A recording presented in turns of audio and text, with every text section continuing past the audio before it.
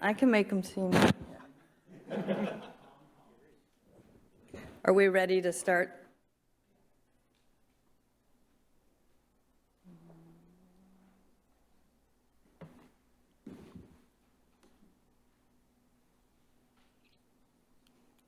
Recording in progress. Okay. I'm going to call tonight's meeting to order. Roll call, please. Mayor Pro Tem Wall. Here. Mayor Matsumoto Wright. Here. Councilmember Ryan. Here. Councilmember Page. Present. Councilmember Sonmore. Councilmember Murray. Present. And Councilmember Woodard asked to be excused. To excuse? Second. It's been moved and seconded to excuse Councilmember Woodard. All in favor? Aye. All opposed? He is excused. Okay, next on our agenda is the public comment. Do we have any public comment? Oops. We had two people who signed up to give public comment online, but I do not see them online. In person, we have Susan Kuhn. You'll have 5 minutes at the podium.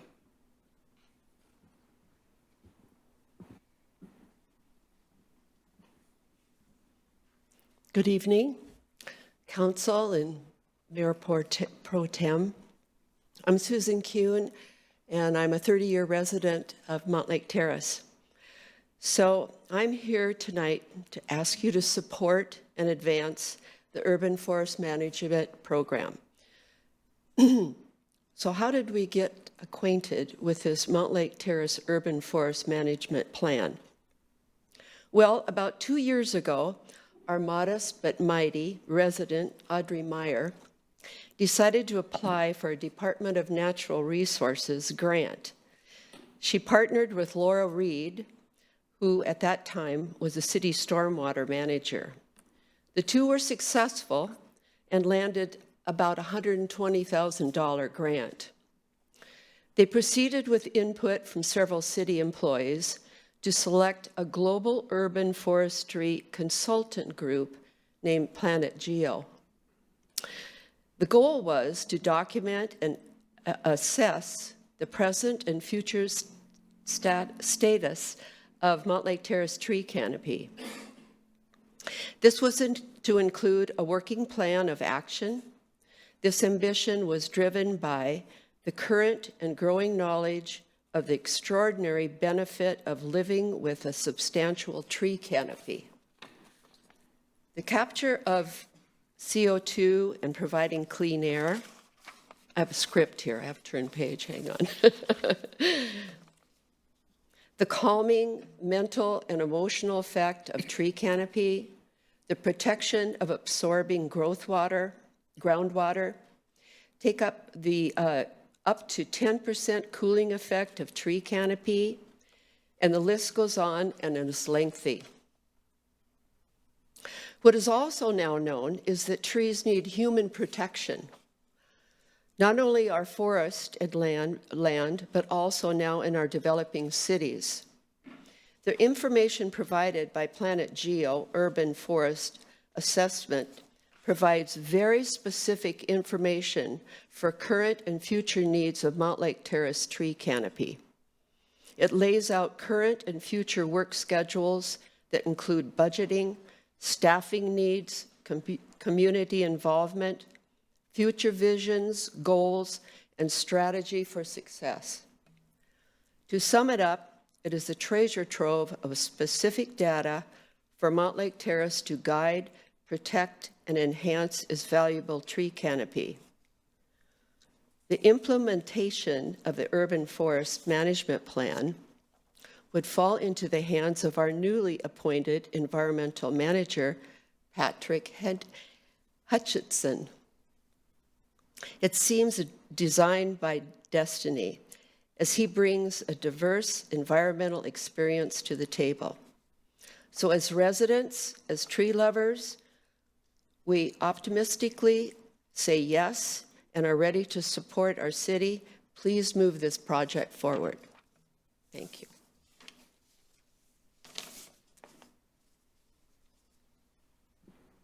Next is Audrey Meyer. You have 5 minutes at the podium.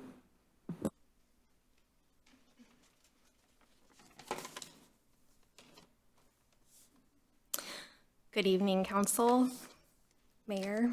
It's exciting that we're here today to talk about the Urban Forest Management Plan. It's been nearly 2 years since Laura Reed and I started watching the informational webinars for the DNR grant that funded this plan. You know my commitment to trees. I think you know the community's commitment to trees, but let's just review that. This UFMP or plan had community members' input from the grant application, the consultant selection, creating the vision, mission, and goals, the plan's content, even selecting photos in the plan. Resident Susan Kuhn and I gave input throughout the process to the fabulous city staff and the wonderful consultants who put so much into this. And it was a great experience working with the city, Planet Geo, and Starboard Environmental. But Susan and I weren't the only residents involved. RPAC, DEIC, and the Planning Commission weighed in. RPAC tweaked the mission and vision statement, and we had almost 400 responses from community members over 2 surveys that informed the plan. An impressive result. It even impressed the community engagement consultant. More evidence of community engagement with trees is that our parks are where we get the highest level of volunteerism, particularly through work to protect and plant trees. We're 8 times above the national average of volunteerism in urban forestry and 2 times the state average. Knowing this level of community interest, the plan proposes the Tree Ambassador Program. It's like the Community Ambassador Program, but focused on trees. By encouraging further community engagement, we make a happier, healthier, and safer community. The community values our trees and our urban forest as demonstrated through the words and actions of our residents. And when we value something, we need to enact and follow through on a plan for its care. I urge you to pass this plan and fund it so we can see the plan through. The more we care for our urban forest, the more it will take care of us. Thank you. We have our online commenters. So first is Adam. You'll have 5 minutes to speak. Okay. Hi, can you hear me? Yes. Hi. Okay. So with the new school year starting, I'm left thinking about how 5 years ago schooling was done remotely in order to protect children and teachers from COVID-19. These days, school is back to in-person, despite wastewater data showing that there's actually more COVID circulating now than there was during the time period when schools were remote. So that means one of 2 things. Either safety measures were implemented to make schools safe for kids and employees, or we're shoving kids and employees unprotected into buildings full of a deadly disabling vascular disease. Unfortunately, it's the second one. As I mentioned 2 weeks ago, we need to reassess how we think about safety and shift our focus from so-called crime to the #1 daily threat to everybody's life and well-being, the ongoing COVID-19 pandemic. While both the Biden and Trump administrations have aggressively dismantled the testing and reporting apparatus in order to create a false narrative that the pandemic is a thing of the past, the pandemic rages on, killing and disabling. While most people are pretending that the pandemic is over, or that COVID is mild, or that they keep getting some sort of cold for some reason, the pandemic rages on, killing and disabling. Viruses, unfortunately, cannot be defeated by data manipulation, denial, or comforting lies. I want to be very clear. This wasn't, isn't, and will never be a mild virus, even if it may frequently present itself similarly to a cold in the acute phase of the disease. Similar to HIV and polio, which also initially presented similarly, the acute infection isn't the real story. It's a Trojan horse for what happens afterwards. Each COVID infection has a significant chance, more than 1 in 4, of causing new long-term health conditions and disabilities. And each time you get reinfected is a roll of the dice or worse. Damage is cumulative. It's not a respiratory disease. It's a multi-system vascular disease that causes damage to all organs, blood vessels, and the blood itself. The infamous post-COVID brain fog and losses of taste and smell are literally brain damage. This is a disease that damages the immune system, reactivating latent infections and leaving you more susceptible to other diseases and COVID itself going forward. It's a disease that causes blood clots, strokes, heart attacks, diabetes, Parkinson's, dementia, Alzheimer's, and more. It reactivates, accelerates, and causes cancer. None of this is rare. Over 400 million people throughout the world have long COVID, and it's now the leading chronic illness in children, having surpassed asthma, which, yes, COVID also causes. We're in, with no exaggeration, the greatest mass disabling event in human history, and we're only 5 years into it. I'm asking the town to break from the denial that's gripping the society and start taking concrete measures to make our schools safe. Build Corsi cubes for each classroom or install HEPA air purifiers in order to remove the virus from the air. Upgrade ventilation in schools so that the virus doesn't spend all day accumulating in the air like smoke, which everyone then breathes in. Purchase, distribute, and mandate the wearing of N95 masks so that people aren't constantly putting the virus into the air in the first place. All of these things should have been prerequisites for transitioning back to in-person schooling in the first place, and it's absolutely criminal that they weren't. And we're all suffering for it. It's been proven repeatedly that schools are the #1 driver of COVID transmission in the community. A healthy society would be moving heaven and earth to protect its children and everyone from being repeatedly infected by a disease like this. But instead, our town, like the rest of society, is doing literally worse than nothing. Is pretending the danger doesn't exist while allocating money and resources that could be spent fighting it to actively harmful non-solutions to issues that pale in comparison. Yes, I'm talking about flock cameras again. Like COVID, Mountlake Terrace should be fighting to get flock out of our community, not needlessly inviting it in. Time will pass and more children will get long COVID, and the children who have long COVID now will turn into adults with long COVID. That is, if it doesn't kill them first. What will the town's response be when they inevitably start asking, why didn't you protect us? Why did you force us into buildings full of the disease that disabled us? The denial won't and can't last forever. Let's clean the air and prevent needless suffering. Thanks.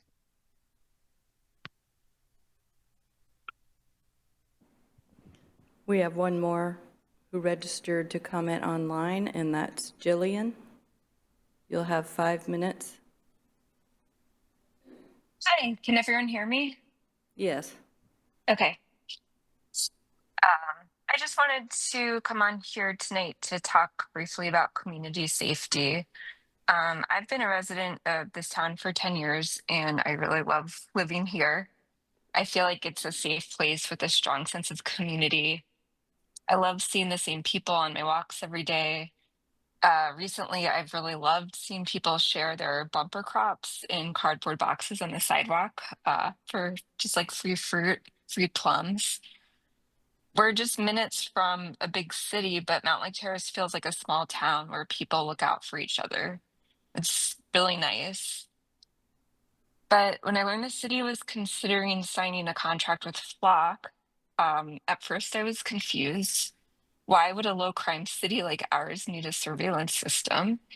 And why would we use a company that has links to ICE in a time when human beings are being monitored, stalked, and torn from their homes and families illegally by a government that acts above the law? And the more I thought about it, I started to get kind of mad because I learned that many citizens are against this contract and the council approved it anyway. It's been a really frustrating and disappointing time for a lot of us in this town. A system like Flock does nothing to build community.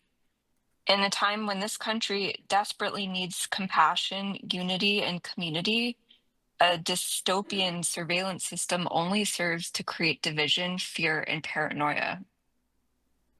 So, really, tonight, the only reason why I'm coming on here is to thank the council members who have chosen to vote against it. That's Aaron Murray, Steve Woodard, and now William Page. To William Page specifically, thank you for having the wisdom and courage to take in new information and change your vote based on facts. That's what real leadership is, and it's a rare quality. I hope and expect the rest of the council to follow suit. It's what a community like ours deserves. Thank you.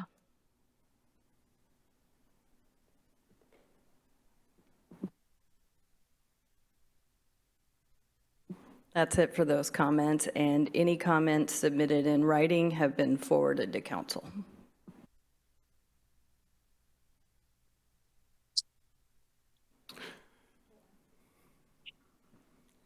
Next is the city manager's report.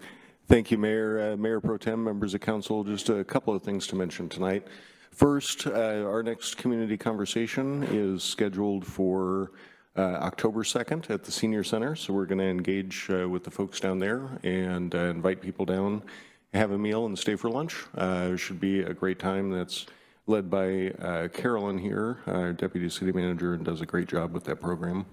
I also wanted to mention that we had WAGFest last weekend, and there was an estimated 3,000 people that came to enjoy Mountlake Terrace. It was awesome. It was a lot of fun. Don't have that estimate, but 3,000 people, it was really good, and I'm very happy to see that. Also wanted to mention that LTAC, the Lodging Tax Advisory Committee, application period opened on Wednesday, yesterday on the 10th, and will run through October 22nd. And we hope to see some good applications for events next year. And that's all I have to report. I'm happy to answer any questions if you have any. Does anyone have any? Councilmember Murray? Thank you, Mayor. Thank you, City Manager. A question about LTAG. I know we did a kind of a new thing for us in terms of having an info session that helped groups who maybe haven't been through that application process before better understand kind of what it's all about. Do we have resources for folks who weren't able to make that we can point them towards in terms of if a group is, so WAGFest was new this year, that was, you know, an organization or an event, I think, that applied for LTAG funds this last year. Is there something we can point them towards if people want to think about other new ideas or maybe building on ideas that are already going on in the community? Yeah, we did have a press release about that, about the resources, and I believe the resources are hosted on our website, but we can highlight that for folks that are interested to learn more. Awesome. Thank you. Anyone else? Councilmember Salmore? Just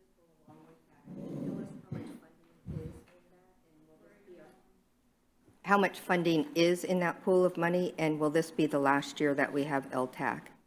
So the budgeted amount this year is $50,000, the same as it was last year.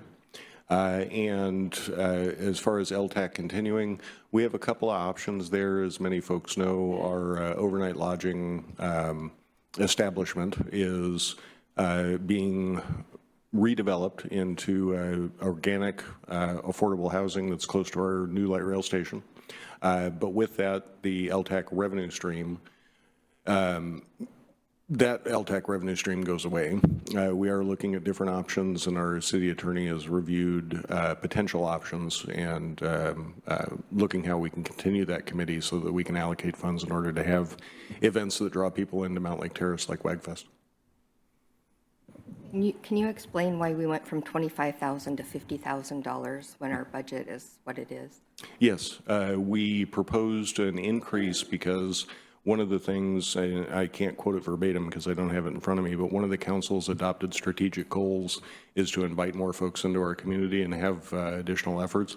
Our proposed budget, my proposed budget for the city, increased that budgeted amount from 25,000 to 50 in order to attract more residents, or excuse me, more visitors to Mountlake Terrace to meet that council adopted goal. It was part of the budgeting process for the current budget term, 2025 and 2026, that was adopted by council.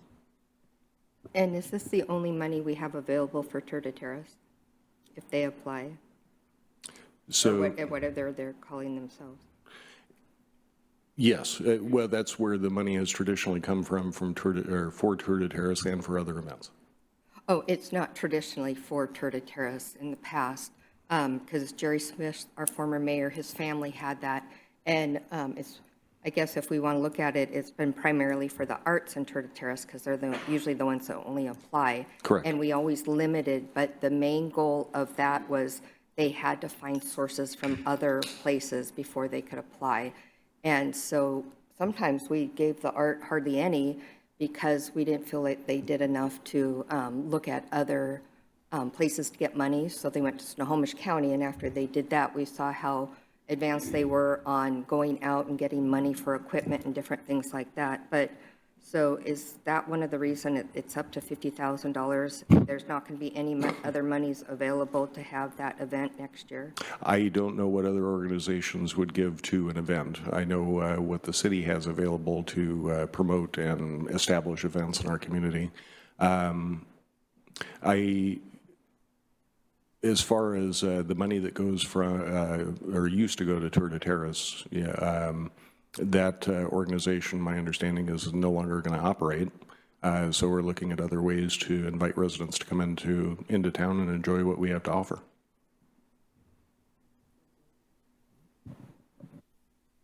Anyone else? Okay. Thank you. So now we're going to move on to the review of the ordinance adopting urban forest management plan with our stormwater program manager, Patrick Hutchins. Is this your first time? Welcome.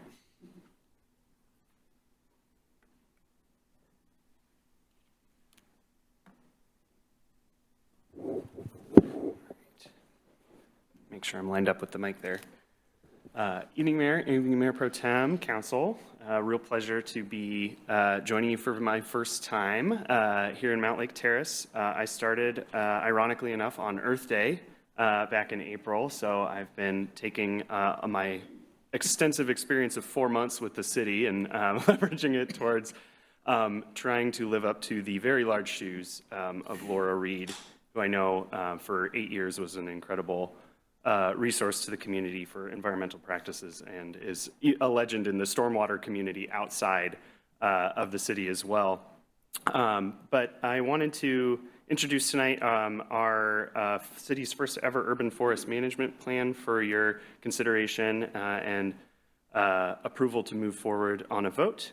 I'm also joined by Matt Urmson tonight on Zoom, who is our consultant with Planet Geo, who you heard from those amazing comments from Susan and Audrey, thank you very much, was our consultant along with Starbird Environmental on developing the plan. So he's going to give kind of an overview presentation with a little bit of support from me if there are questions. We'll have time for conversation and questions, and then I'm going to represent some information on some potential costs. We're not actually asking for any budgetary approval for this round. We just want to focus on the urban forest management plan itself, and then we'll be coming back to you later in the year or early next year with a budget amendment to fund the plan. But I wanted to kind of continue some of the work that Laura had done presenting some of that information on potential costs so that we can keep those in mind as we're going forward, and then update those fully. As we all know, the economic conditions have changed a lot in the last several months, so I want to make sure those numbers are as up to date as possible when we finally go to the floor on those. So just to kind of give an overview of what the UFMP is, I know you've all seen it, but it's a guidance document similar in scope to the Stormwater Comprehensive Plan, which was passed earlier this year. So it has a 5 to 10 year document lifespan, lays out concrete goals for retaining and even growing the city's urban forest with strategies for achieving those goals and specific metrics for measuring success. Like as you've seen, it's created in collaboration with community among the different city departments. And I would even be willing to say that it's kind of one of Laura's last gifts as a staff member to the city. Although I'm sure she'll be around again, just in a different context. In addition, the city's Recreation and Parks Advisory Commission and the Planning Commission have already received presentations on the plan, and both have given the recommendation that council adopt it. And with that, I will turn it over to Matt to give us a little bit of an overview on the plan itself. Thanks, Patrick. Good evening, everyone, and thank you for having me. I'm excited to share Mountlake Terrace's first ever urban forest management plan. This plan is a blueprint for how the city can protect and grow its urban forests to support health, resilience, and quality of life for generations to come. I'm Matt Urmson, an urban forestry planner with Planet Geo and the project manager for this work. I'll dive into my qualifications a bit more in a couple slides, so let's begin. Here's what we'll cover this evening. I'll begin with a brief overview of why urban trees matter, not just environmentally, but economically and socially. Then I'll walk you through what we've learned from robust data analysis and public engagement. From there, we'll explore the plan's 5 core goals and the actions associated with each. And finally, I'll outline what implementation looks like and how City Council's support is essential, not only for adoption, but for ensuring the long-term success of Mountlake Terrace's urban forest program through policy alignment, funding, and accountability. And then we'll end, as Patrick said, with some time for questions. So as I mentioned, I'm Matt Urmson. My background includes wildlife ecology, pest management, tree risk assessment, water efficient landscaping, and wildfire resilience. At Planet Geo, we partner with cities to advance sustainable urban forestry, helping communities collect data, create policy, and manage their trees through planning and software solutions. This project was made possible by funding from the Washington Department of Natural Resources and strong city leadership. So a big thank you to Laura Reed and Patrick Hutchins. And while that support is essential, the long-term success of this plan and your urban forest ultimately depends on the engagement and stewardship of Mountlake Terrace's residents. And so, as Susan gave a good intro, urban trees are more than just decoration. They clean our air, they manage stormwater, they lower energy bills, and improve mental health. Trees are essential infrastructure that make cities more livable. And you can see on the screen some of those high-level things. We'll dive into some of these benefits more as we proceed. So what we learned from the data and community. As part of this project, we completed a citywide street tree inventory in 2024, identifying 6,830 publicly managed trees. We also conducted a canopy assessment, which showed 32% canopy cover citywide. It's important to note that this inventory only includes publicly managed street trees, which are just one part of the city's broader urban forest. That also includes trees in parks, natural areas, private yards, and commercial properties. So while this data helps us identify key trends, those trends may not reflect the full picture across all landscapes. But that being said, the inventory provides a strong baseline. So as we can see, 73% of inventoried trees are in good or excellent condition, which sets us up well for long-term success. The data also shows our urban forest is relatively young. Around 70% of the trees are smaller than 12 inches in diameter. So that presents a lot of growth potential, but it also means we need consistent, proactive maintenance to ensure they survive and thrive. On the other end, only 7% of trees are over 24 inches in diameter, which means we're not yet seeing the full ecological benefits that larger mature trees provide in this population. Lastly, we found that the street tree population is heavily dominated by just 2 species, maple and cedars, which together account for nearly 40% of all trees. And that lack of diversity increases vulnerability to pests, disease, and climate stress, and signals the need for strategic diversification in future plantings.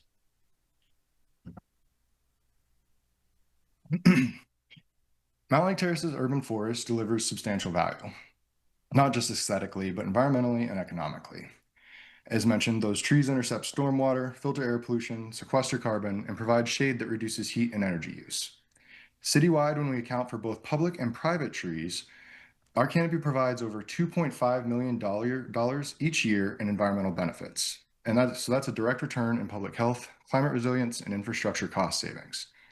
The street tree population, while just a portion of the total forest, contributes over $121,000 annually in services. And you can see these numbers broken down on the screen with the citywide canopy benefits on the right and the inventoried tree benefits on the left.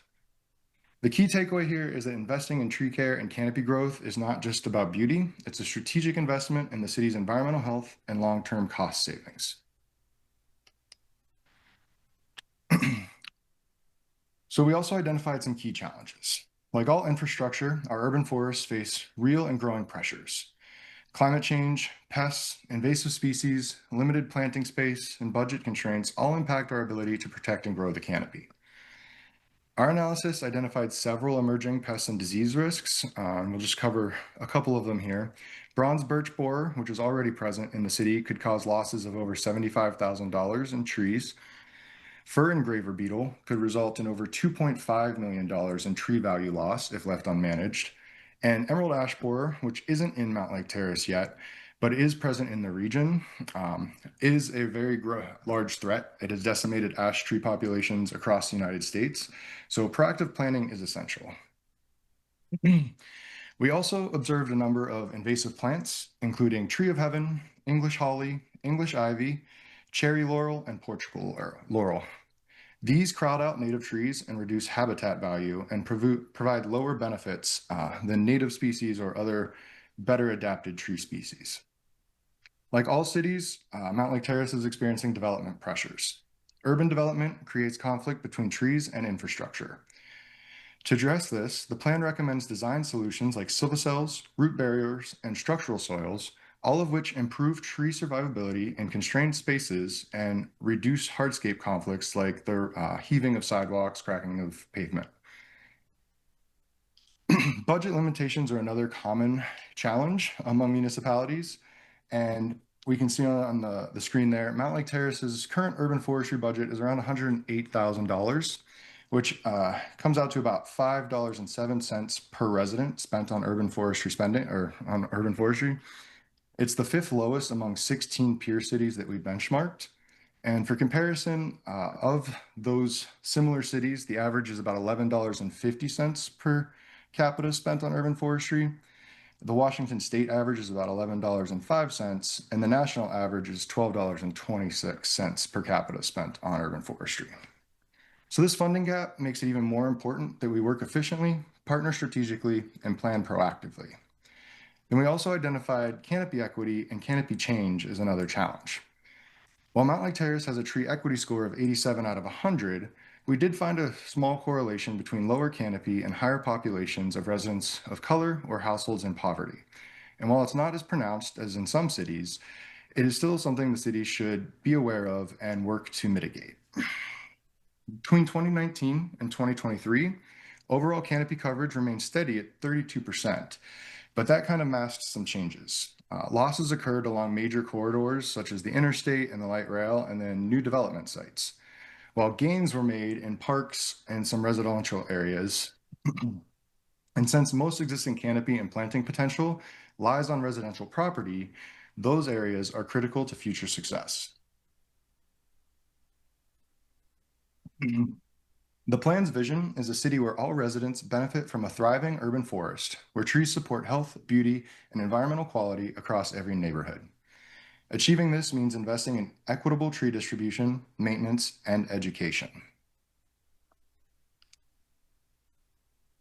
So to achieve that vision, we've organized the plan into 5 goals: engage, maintain, grow, retain, and know. Our framework uses these 5 interconnected goals, with each goal feeding the next. Engaging residents supports better maintenance, which enables sustainable growth, retention, and informed management, strengthening the urban forest over time. Each goal includes strategies and actions tailored to Mountlake Terrace's needs, with specific recommendations and considerations for implementation. The Engage goal is all about strengthening community stewardship and building a culture of care. We aim to expand programs like tree ambassadors, recognize tree stewards, and increase public participation through education, volunteerism, and outreach. Mountlake Terrace already has a highly engaged community, and this goal builds on that strength. And as Audrey mentioned, Mountlake Terrace residents played a key role in shaping this plan. Through our benchmarking exercises of peer Tree USA cities, we showed that Mountlake Terrace stands out in community engagement. Volunteer participation here is well above average, with over 2,793 volunteer hours. We expected to see a high-level engagement with the community, and we were not disappointed. So by implementing the recommended strategies, such as citizen science, education campaigns, and incentive programs, the city can grow capacity, increase tree retention on private property, and help meet its canopy goal. Keeping the community informed and involved in UFMP progress fosters a sense of ownership, which is essential for long-term success and sustainability of the urban forest. The maintain goal is all about ensuring proactive, consistent care for the city's public trees, extending their lifespan, improving public safety, and maximizing the benefits they provide. As part of this goal, we've introduced a recommended structured pruning cycle based on industry standards. Trees larger than 6 inches in diameter are scheduled for maintenance every 7 years, while smaller trees are under 6 inches are placed on a 3-year cycle. And this helps the city stay ahead of potential issues and avoid costly reactive work. The inventory also identifies high priority trees and provides cost estimates for contracted work, giving staff a clearer picture of annual needs and helping to inform budget planning and grant requests. Additionally, this goal ties directly back to Engage. By building a trained citizen science program or tree steward network, the city could support young tree care, such as structural pruning, at the ground level, which would increase capacity while reducing costs. The GROW goal focuses on expanding tree canopy in areas that need it most. To reach our target of a 4.5% canopy increase by 2050, the city plans to plant at least 137 trees each year. And these are in addition to mitigation plantings, which are identified as part of the tree maintenance cycle discussed in the maintain goal. These 137 trees don't have to be planted only on city property, and by utilizing the Engage goal, they can be distributed across all property types, both private and public. Planting will be prioritized in hotter, more vulnerable neighborhoods with lower existing canopy. These focus areas are identified using the tree equity score and local knowledge of the city's geography, particularly neighborhoods near the interstate and light rail corridor. Strategic planting in these locations supports climate resilience, equity, and long-term urban forest health. Unfortunately, we can't plant our way out of canopy loss. Retaining the mature, healthy trees we already have is critical. The retain goal focuses on protecting existing trees, especially large ones that provide the greatest ecological and community benefits. Survey responses showed mixed support for a tree removal permit system. About half of respondents were in favor, and support increased when exemptions for dead or hazardous trees were clarified. This tells us that education and transparency will be key to building broader support. So rather than jumping straight into regulation, this goal takes a phased strategic approach. It introduces a voluntary tree removal notification system and encourages residents to map significant or heritage trees. These early steps will help raise awareness, build public trust, and give the city time to develop the internal capacity needed for future permitting. By taking a data-driven and community-informed path, the city can lay the groundwork for stronger protections over time without overwhelming staff or residents. And finally, the no goal. The no goal is all about closing the feedback loop. It focuses on using data and monitoring to inform decisions, measure progress, and adapt over time. By consistently tracking metrics like tree plantings, removals, canopy change, and community participation, the city can stay responsive and accountable. Regular updates to the inventory and canopy assessment ensure we're not just setting goals, but also measuring success in meaningful ways. This data also supports the other goals. It informs how we engage the public, where we need to grow or retain trees, and how we allocate resources. In the plan, we've included benchmarks and targets that give the city a clear way to track implementation and adjust course when needed. Knowing is what keeps this plan dynamic, effective, and rooted in real outcomes. So how do we get there? Successfully implementing this plan will take coordination across multiple city departments. It requires regular updates to data, alignment with other city initiatives, and clear systems for tracking progress and reporting back to the community. While the roadmap is clearly laid out in the plan, realizing its full potential will take collaboration from staff, partners, and the community alike. The Environmental Programs Manager will lead implementation, coordinating across departments and ensuring consistency with the city's broader sustainability and planning goals. RPAC, serving as the city's tree board, has a vital role in this effort, helping keep the community engaged, recommending priorities, and supporting efforts to secure funding and staff capacity. And then we'll also continue working with external partners like DNR and local organizations to amplify the impact and build long-term momentum. Success means a healthier, more diverse urban forest with greater equity and canopy distribution, more engaged residents, and a clear structure in place to maintain and grow tree benefits over time. This plan is the beginning of a long-term investment in Mountlake Terrace's green infrastructure. It's a roadmap to a healthier, more resilient, and more equitable urban forest, but its success depends on continued community support. We encourage you to champion this plan, share it widely, and help sustain the momentum we've built. Whether it's promoting tree programs, supporting planting initiatives, or simply spreading the word, every action helps. This is a living document meant to grow and adapt alongside the city. With your support, it becomes more than a plan. It becomes a shared vision rooted in community values and brought to life by collective action. This is a comprehensive and realistic plan designed to guide progress over time, not overwhelm the city with annual funding obligations. It's a scalable roadmap, adaptable to future budgets and staff capacity. We've done the due diligence. The plan was shaped by community input, refined through feedback from both the Recreation and Parks Advisory Commission and the Planning Commission, DIEC. Their feedback has been thoughtfully incorporated to ensure this plan reflects Mountlake Terrace's goals and values. The plan was also reviewed by the Department of Natural Resources. It's important to remember this is Mountlake Terrace's first ever urban forest management plan. It won't solve every issue overnight, but it builds the foundation for a stronger, more resilient urban forestry program. This is about progress, not perfection, and putting the right pieces in place to grow success over time. Plans like this are typically recommended for adoption once this level of collaboration and review has taken place, and we feel we've met those standards. The plan is ready, the community support is strong. Let's move forward and put it into action. Are there any questions? Okay, do we have any questions? Did you have one? Councilmember Sodmore? First, thank you for being here from Park and Rec and supporting the trees. I have one question, and I appreciate the presentation. I have an example of something that always kind of perplexes me. We have a car wash going in on 44th, and Laura Reed showed us I think it was 4 or 3 on the main road, these beautiful, beautiful trees. And of course, they needed to be trimmed down because they're going in the wire, but they're absolutely gorgeous trees built up right against the sidewalk.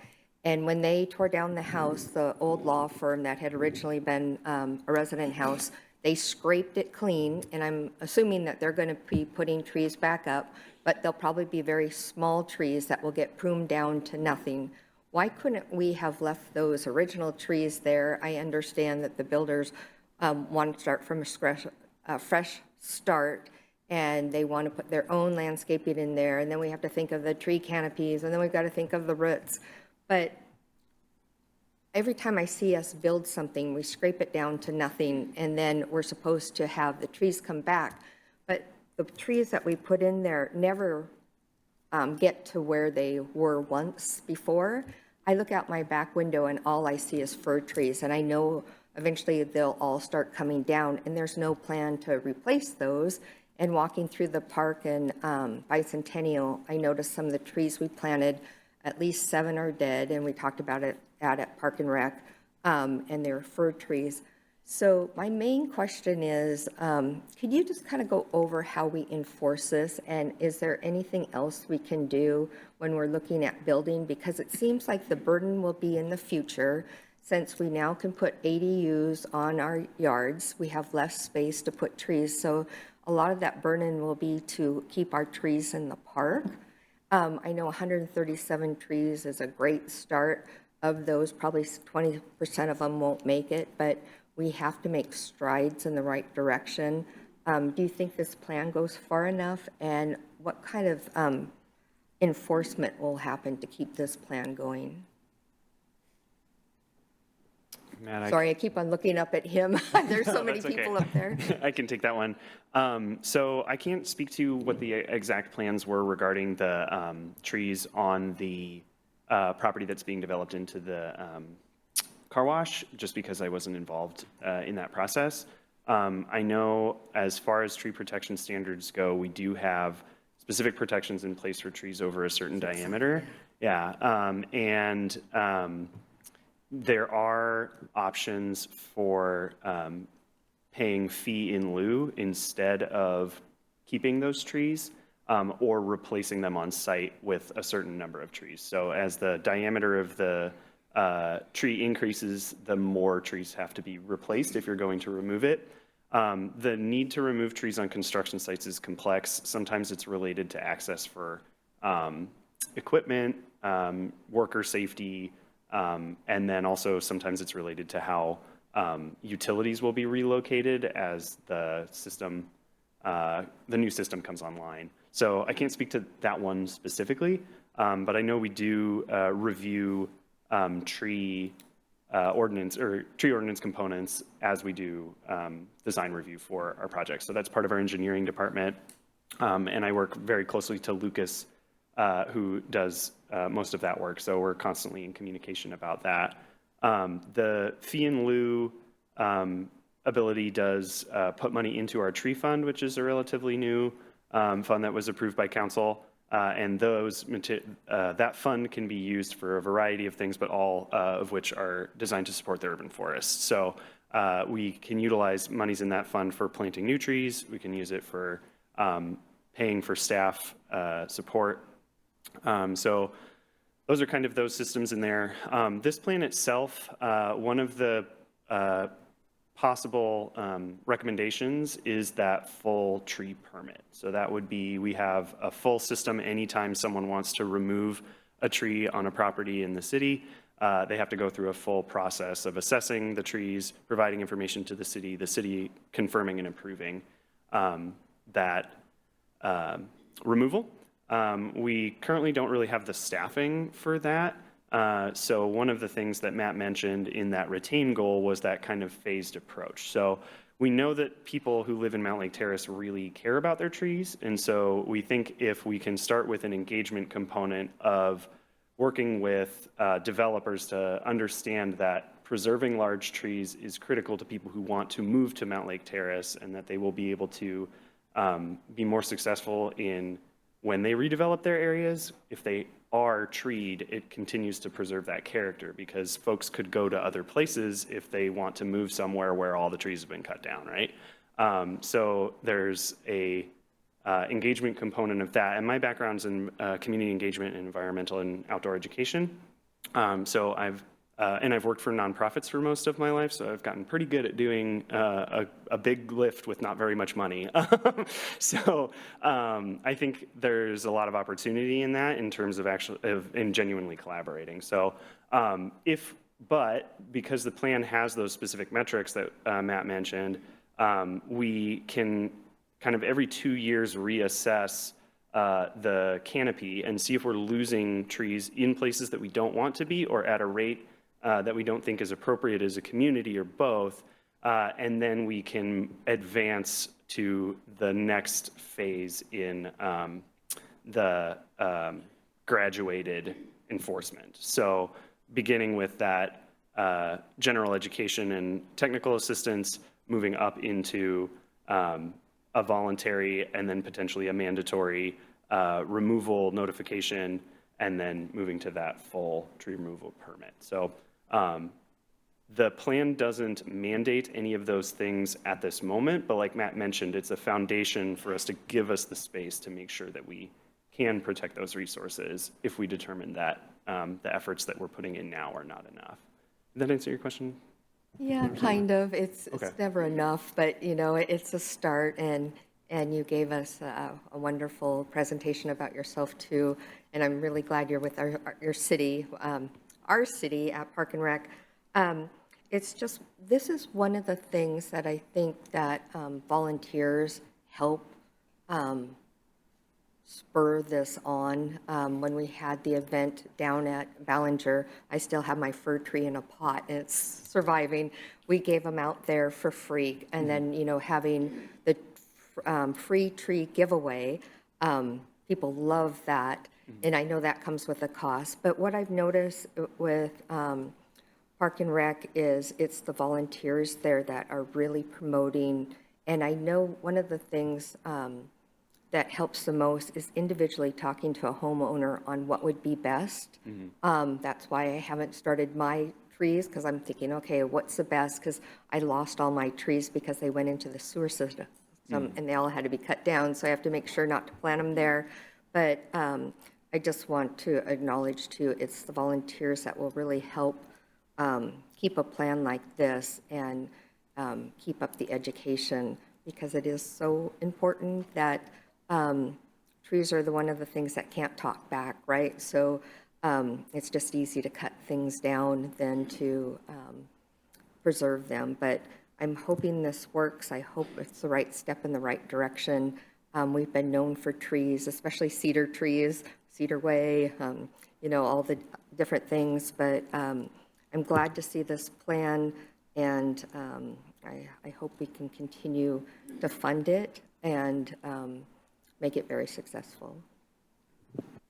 Councilmember Page? Thank you, Mayor. Thank you, Patrick, Matt, for putting this together and giving us a nice starting point, if you will, to what we need to look at. I only really have two questions, and one was a question that you all didn't really touch on, but it was in the information about the scores, that we came up with, and specifically.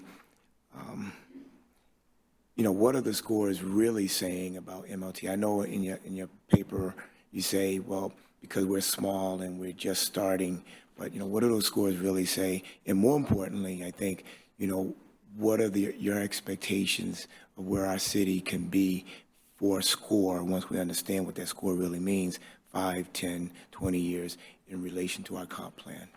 And this is the tree equity score you're referring to? Mm-hmm. Okay. Matt, do you have any information you want to take with that first, and then I can follow up? So in terms of where should Mountlake Terrace be in 10 years in terms of a tree equity score? Everybody wants to see that high number. They think we should have 100 out of 100 in terms of tree equity, but it's all about understanding each individual community. Having a full 100 out of 100 also burdens those neighborhoods in different ways, with the cost of tree care, taking care of older trees. The risk of trees is just as expensive as the cost of not having any canopy. So it's about finding balance, and at 87 out of 100, it's a pretty good score. So maybe just maintaining that while planting trees in those underserved communities, but also helping those communities maintain their older trees that are also going to become a burden to them. There's no right answer for what is the perfect score for a city. It's up to the city to determine what they can maintain, what they can support, what the communities can support. Okay, thank you. I know I said I had two questions, so I guess I'll get two and a half. To add on to that statement, though, as the tree canopy score increases, in your experience, or if it does increase, as a community such as Mountlake Terrace, which is growing, it's developing, there's going to be a lot more people coming. How much does that really affect the ability for the tree canopy to grow? It depends on, the rate of development, the rate of clear cutting, and also if measures, those alternatives to clear cutting that we mentioned, such as silvicells, structural soils, root barriers, those things that help prevent infrastructure conflict with tree roots. If those are being implemented, if design plans that promote retaining large trees, so different types of architecture or landscape design that allow those large trees to be retained with the buildings, those are all things that need to be addressed as well, or considered. And we've included those considerations in the plan as part of these goals so that the city can work on implementing those. They're not required to be implemented, but they will help prevent that canopy loss as development occurs. I think, I don't know if I've fully answered that question, Patrick. Well, I know it's a progress in motion. I guess that what I'm thinking is, once we get a better understanding of what a tree canopy score feels like for Mountlake Terrace, then at some point we should be having a goal that we can attain that will fall in line with the rest of our comp plan. We know, what we need for housing, over 7,000 houses, we know what we need. We know what it looks like. We know that we are creating codes to enable to do that while at the same time protecting green space So along with that, we need to make sure that we have, if this goal is important to, everything that Canopy does to the city, then there should be some goal that we are, just like anything else that's measurable, for us to be able to see. I think one of your slides talked about what does success look like. Well, it seems to me that would be part of what success looks like. Are we attaining a goal based upon our entire plan to hit that goal? Because everything else is going to have a goal that we're trying to attain, whether it's, businesses, et cetera, et cetera, et cetera. My second question, and I'm glad that you talked about yourself and, your community engagement, because I think that when I hear about, and since I've been in the city, when I hear about surveys and community engagement and X amount of people, I think we said 400 respondents on 2 surveys, then I always ask the question, though, did any of those surveyed people come from your heat-zoned, underserved neighborhoods? Because are they providing an input to this, where we're saying that's probably our most help-needed areas, but are they really contributing to what you're hearing about what people want? And where does that strategic plan look like, if it's in place yet, to ensure that they're part of the people sitting at the table to determine where trees should go, how big they are, et cetera, et cetera, et cetera? Mm-hmm. Yeah, as long as that's appropriate. I don't know. Sorry. No, okay. Apologies, sorry. I know our survey respondents did have a bias towards people who self-identified as Caucasian, so that is a bias that is in those data, and I think acknowledging those biases are helpful because they help us understand how we can better serve communities that did not provide that information. So a couple of things that I've been working on since I got here already. I was out at both Juneteenth and National Night Out this year, asking survey questions, not the same as were on this survey, but more general about what folks want to see for Mountlake Terrace, and we saw that trees were a major part of that.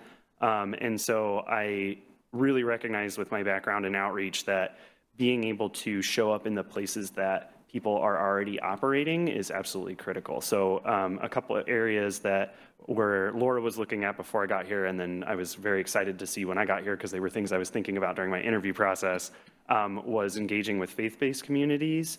So working with churches and mosques throughout the city to talk to those folks and see how urban forestry fits within their cultural context, and so that we can highlight if and how these could be beneficial for their needs. I think there's also a lot of opportunity for us to go out into spaces that aren't traditionally thought of as places where you might do surveys. So going out to like grocery stores, especially in those communities that have those lower equity scores, and just giving people the opportunity to say, here's what we're talking about, here's what interests you about it, what do you need? Is this something that's important to you or not? Because they might say it's not, and that's important for us to know too. So I think we can get creative about where I go out and do surveys, how we do surveys, and we can, I know we did provide, I think we did provided survey in multiple languages, Audrey and Matt, that's right, yeah, okay. Provided English and Vietnamese and Spanish. And then we also did have a demographic question in those surveys with a map of the city. It wasn't broken down by the census block groups, but just kind of larger neighborhoods that Laura and the team had decided upon. So we do have an idea of how many people responded from different areas or different neighborhoods of the city, which we can then overlay with the tree equity map to see where the scores are, who kind of responded from where, to get an idea of that. The Engage goal also has a lot of recommendations on bilingual messaging materials, meeting and working with faith-based organizations, and then meeting people where they are and talking to them, just like Patrick was discussing. So there are recommendations and strategies laid out addressing this. No, please.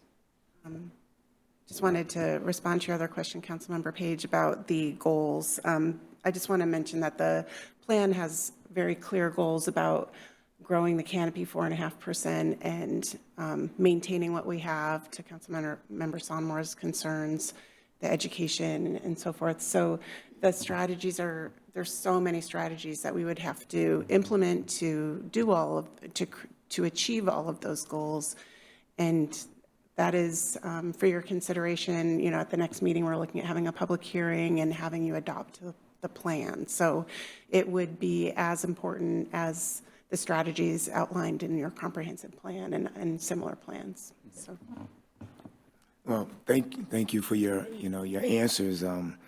Sometimes I think that if we don't ask the question, we don't know that I knew you was at Juneteenth, we don't know how much work that you're actually putting into something that, again, that is the most help needed, especially if you already have this plan to try to talk to those groups that are already in these underserved areas. It will help us understand what we need to do when we start building, these other buildings and what's going to be needed in order for them to feel like this is a great place to call home if they're going to move here, because we've already started by talking to the people that are here in those areas and tried to improve what they have.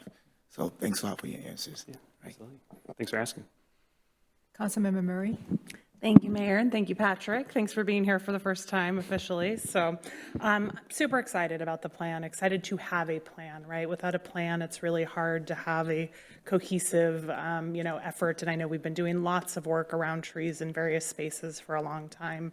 But it's really excited to have this put together in a place that really can guide us as we move forward. And I think critically important, particularly as we grow, to think about how we continue to retain and grow our tree canopy. So big thank you to all the folks that have been involved in the process from the beginning. Thank you for you to helping to shepherd it kind of here to this finish line for us. Very supportive generally. There are cost complexities, right? I think that's real, and I think we are not talking about costs tonight, but I think it's an important part of the conversation and recognizing that we have budget limitations and challenges right now that are real. And these are the sorts of things, though, that are important and pay dividends and are investments in ourselves that really the investment now is something that we will see for years and generations to come, and that's really important. And so I don't look forward to figuring out that piece, but I look forward to figuring out how to move this forward, because I do think it's a really important body of work, particularly with where we are as a community in terms of we know more people are going to come to our community. We know we are planning for more folks. We know the important impact of trees. And so I think this is the right plan at the right time, and just appreciate all of the thoughtful intentionality, particularly around the data involved in putting it together. I did have a question, and I would love, if one or both of you could maybe speak to just a little bit about climate change and the impact of climate change on our planning. I think I've been seeing a lot of, kind of articles around, how we've seen the health of long-term trees in our region, be pretty dramatically impacted, right, by our drier summers or hotter summers. And I'm just curious, because we are planning for, the future in such a long time frame, how climate change and kind of what we know about where we are headed, how that kind of was incorporated into the plan. Yeah, absolutely. Matt, do you want to go first, and then I can follow up? Yeah, of course. So as part of the plan, it's in one of the earlier sections. I can't remember right now, but it does address the city's vulnerability to climate change, where we look at the shifting hardiness zones and shifting climate and the predicted models of what Mountlake Terrace is going to look like in about 80 years. The University of Maryland's Environmental Science Center has a great online tool that maps the analog city. So Mountlake Terrace is actually predicted to have a climate similar to Three Rivers, California, in about 80 years, which will drastically change the plant communities that can survive. So we address that, and we discuss in the plan about creating a right tree, right place. So looking at the trees that are going to thrive in 50 years and planting them today. Starting them off now, so that in 50 years you have an urban canopy that is still resilient and diverse, And then as also a part of that, we, as I mentioned, my background is in water efficient landscaping. We included sections on what that would look like, how you can prioritize irrigating trees so that they survive and thrive, and maybe not irrigating turf grass, which isn't providing as many benefits.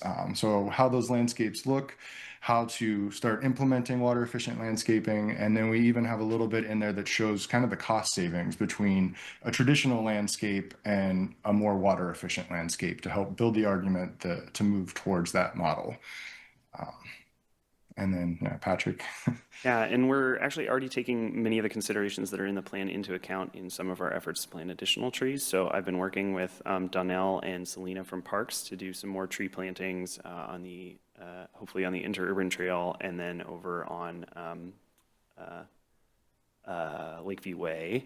And we've been taking into account the fact that those trees are going to live 8,200 years. Some of our native species live incredibly long times. So western red cedar and Douglas fir in particular are known to live between 800 and 1,000 years on average, if they have the right growing conditions. So, planting a tree is leaving 1,000 years legacy potentially. And so we're kind of already utilizing that and thinking about those components in the future. And with my background in environmental education, I've spent a lot of time doing forest ecology projects and doing restoration plantings. And so I have a good knowledge of how slope aspect, groundwater level, sunlight exposure, wind exposure, how those kinds of things impact trees. So we've got a little bit of that expertise in the city already, and Selena and Donnell are both very experienced in that regard as well. So shout outs to them. But we also are hoping to bring on an arborist who can continue to provide those a little more nuanced perspectives on how to do that. So there are many species that we can plant, and we're kind of already on the process on that. I wanted to address your question regarding funding too. So something that we are planning with this process is that the stormwater benefits of trees have been demonstrated time and time again. We contribute to a program through our stormwater permit called the Stormwater Action Monitoring Program. And it's a collaborative intercity project to do long-term scientific studies to determine what types of best management practices are effective for managing stormwater. And we have kind of historically always known that preserving vegetation is the best BMP, but that hasn't always been quantified. So one of the most recent ones that came out in the latest iteration of the SAM report was that looking at how much stormwater a tree actually absorbs during a rainstorm. So it looked at a series of different native species, measured the amount of rainfall falling on the canopy of the tree, and then measured the amount of water that the tree was moving up into its leaves and then respirating out of the top. And it found that in some species it was 30 to 40%, and in some species it was as high as 60% of the water that falls on the tree. So when we have trees, they're moving about half of the water that falls on the city back up into the air. So we know that they're critical infrastructure for stormwater. And so other municipalities around the country are actually utilizing their stormwater funds to pay for urban forest projects. So we'd like to do that here. And then we know that the stormwater fund is pretty robust right now. So there's a lot of ability to be able to cover these with that. And then as the tree fund grows, as development occurs, and we see those fee and lieu processes come through, we'll also be able to utilize those funds for these same practices. So we're already thinking about some of those things on the staff level. And I have some materials around some potential costs once we get through our questions too. So. Great. No, thank you. Appreciate both the forward-looking nature of kind of thinking about the right trees for now and for the next 100,000 years, et cetera, as well as, the thoughts behind. I wasn't sure if that was it or if we were going to talk more about those costs. So I appreciate you just jumping right in and answering that. And then I think the only other thing I would say is I'm a fan of kind of where we're starting this process in terms of like, I think generally where we can educate and incentivize the behaviors we want to see versus limit and, penalize the behaviors we don't want to see. That is definitely my preference. And I think we have a lot of folks who clearly are interested in wanting to do more in this space. And I think that shows from the interest in our street tree program, right? Where when we made trees available and told people where and what the right species to plant was, they're like, yes, please. Like, we'd love to have more trees on our property. I think Ivy League is a great example of people wanting to care for the trees in our community if they're given some kind of guidance and support in doing so. And so I'm really excited about that piece, and I'm hopeful that that will really move the needle and do a lot of what we are setting goals around ultimately.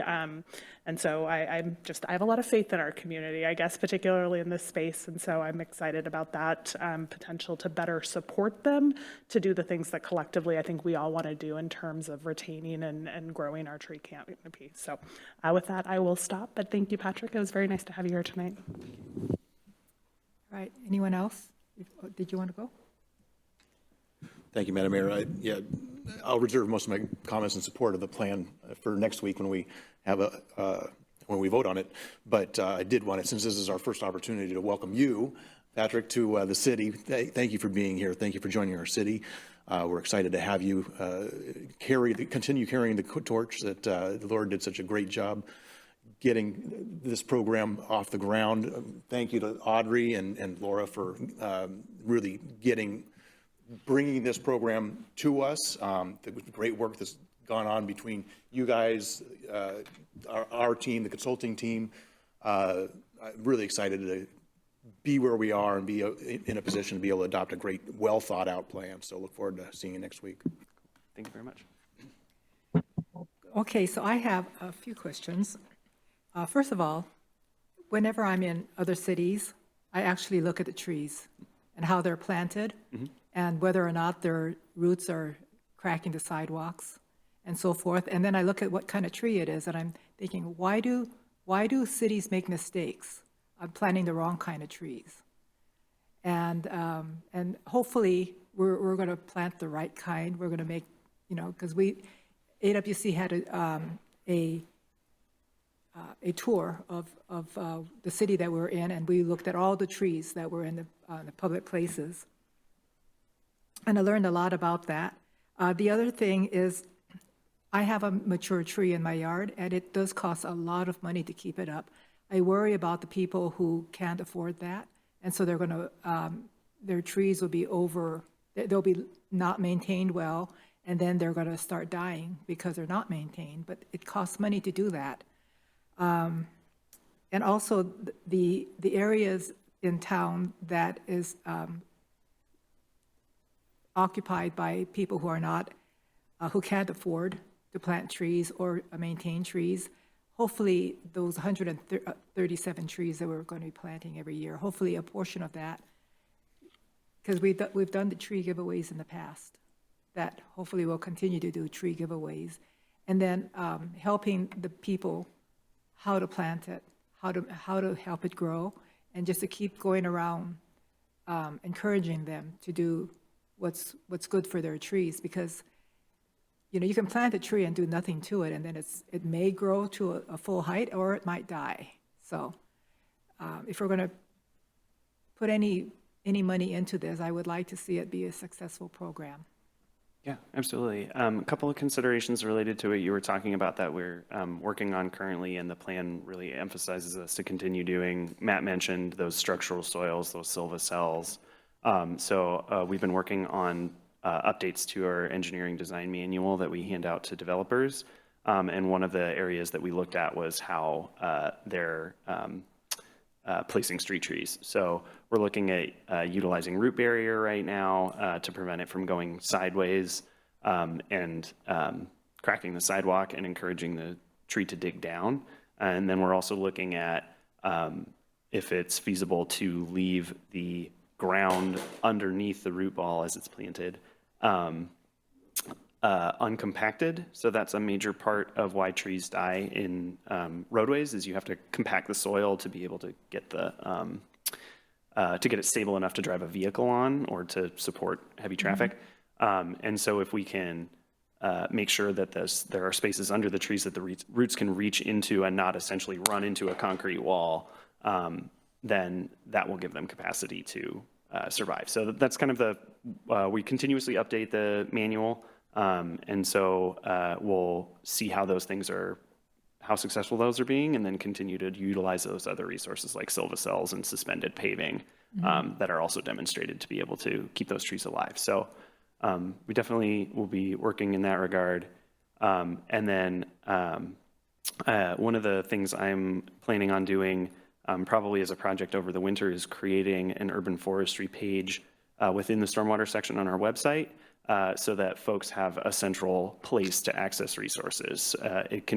There's a lot of information out there, but it's kind of distributed and often put in technical terms. And I think if we had a series of resources and possibly even some videos on how to do those tree care components that people could access centrally, then that would be really helpful and done in plain language with opportunities for folks to contact me, or if we hire a city arborist, them as well, to be able to come and talk to them. We have when we did the Trees for Terrace program, providing trees, there was our formerly intern, now engineering technician Ethan, was going out and helping support the folks who planted their trees.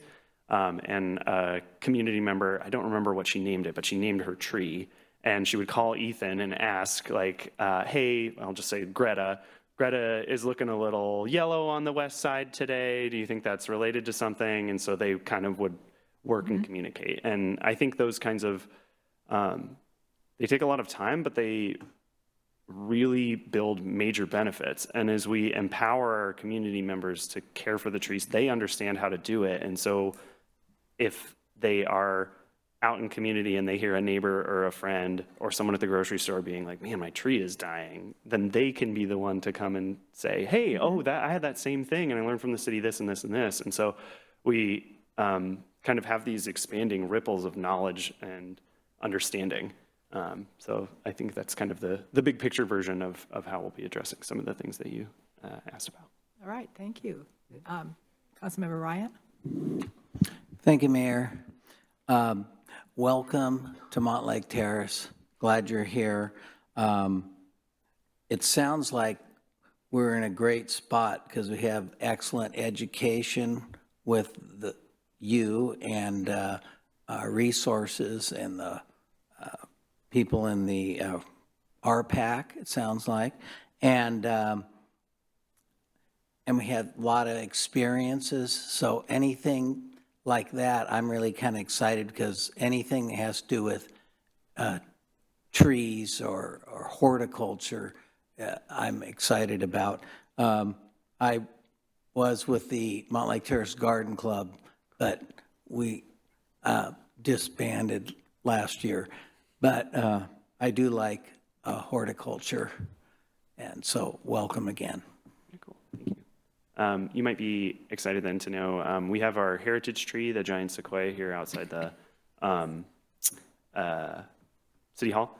And that heritage tree program has the potential to grow quite a lot and be an opportunity for people to explore some of the kind of more notable species or examples of different trees. And our first individual who expressed interest in having a heritage tree on private property reached out to me a couple weeks ago. So we're going to go out next week and do an assessment and see if it's one that fits within the parameters for the program. So yeah, just wanted to share that that's something that's in the plan and has a lot of room to give us some kind of like walking tour opportunities or ways for the community to be able to engage in observing and understanding exemplary examples of these plants. So.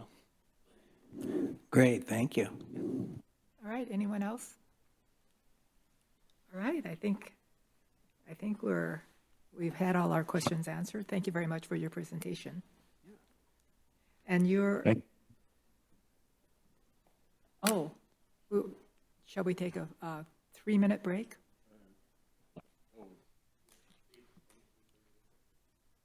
You want to go till 8:30 or no?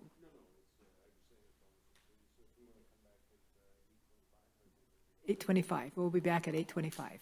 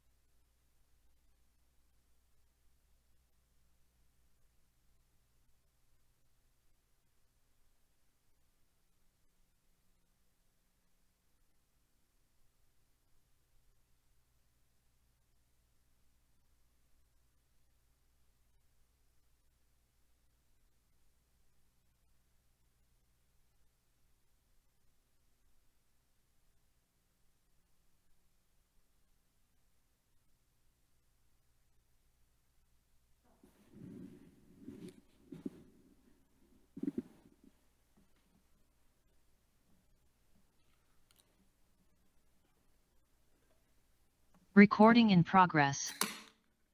Okay. All right, we're back in session.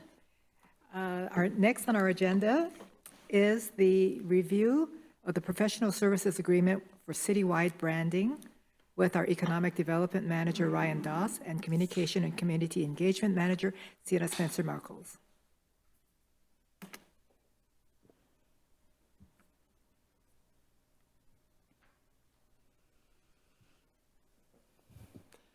Well, good evening, Mayor, Mayor Pro Tem, council members. My name is Ryan Doss. I serve as the city's Economic Development Manager, and here along with me is my co-lead for the project. Hello, I'm Sienna Spencer-Marcos, Communications and Community Engagement Manager.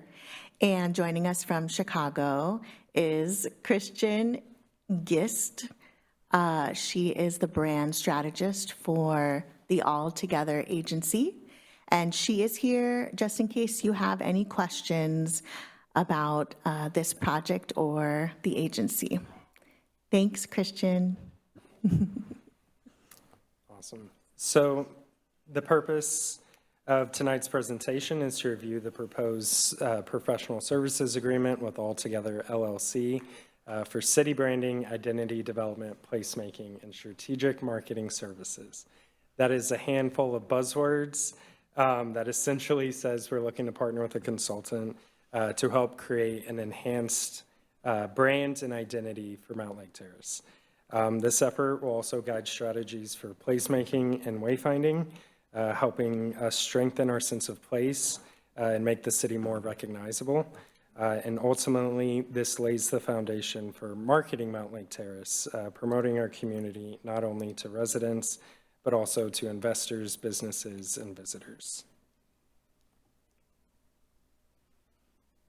So our agenda for tonight includes how this project aligns with council goals and the Economic Development Strategic Plan, quick background on how we got here, the scope and timeline of the project budget, and finally staff's recommendation before we dive into discussion. So to kick things off, this project directly supports council's goal of growing a vibrant community. However, it also moves forward the city's economic development strategic plan, which emphasizes enhancing Mountlake Terrace's image as a destination for business. With the guiding notion that a strong brand and marketing effort will help us attract new interest from investors, businesses, and residents alike. And with that, I will pass it to Sienna. So we developed a request for a proposal to secure an experienced branding and marketing agency to help guide us through this branding project and to advise on a wayfinding strategy for future implementation. This new brand identity is also intended to inform our economic development marketing strategy. Next slide, please. The scope of work will cover a discovery period, research, community engagement, brand development, wayfinding, creative design, and the implementation strategy, along with performance metrics.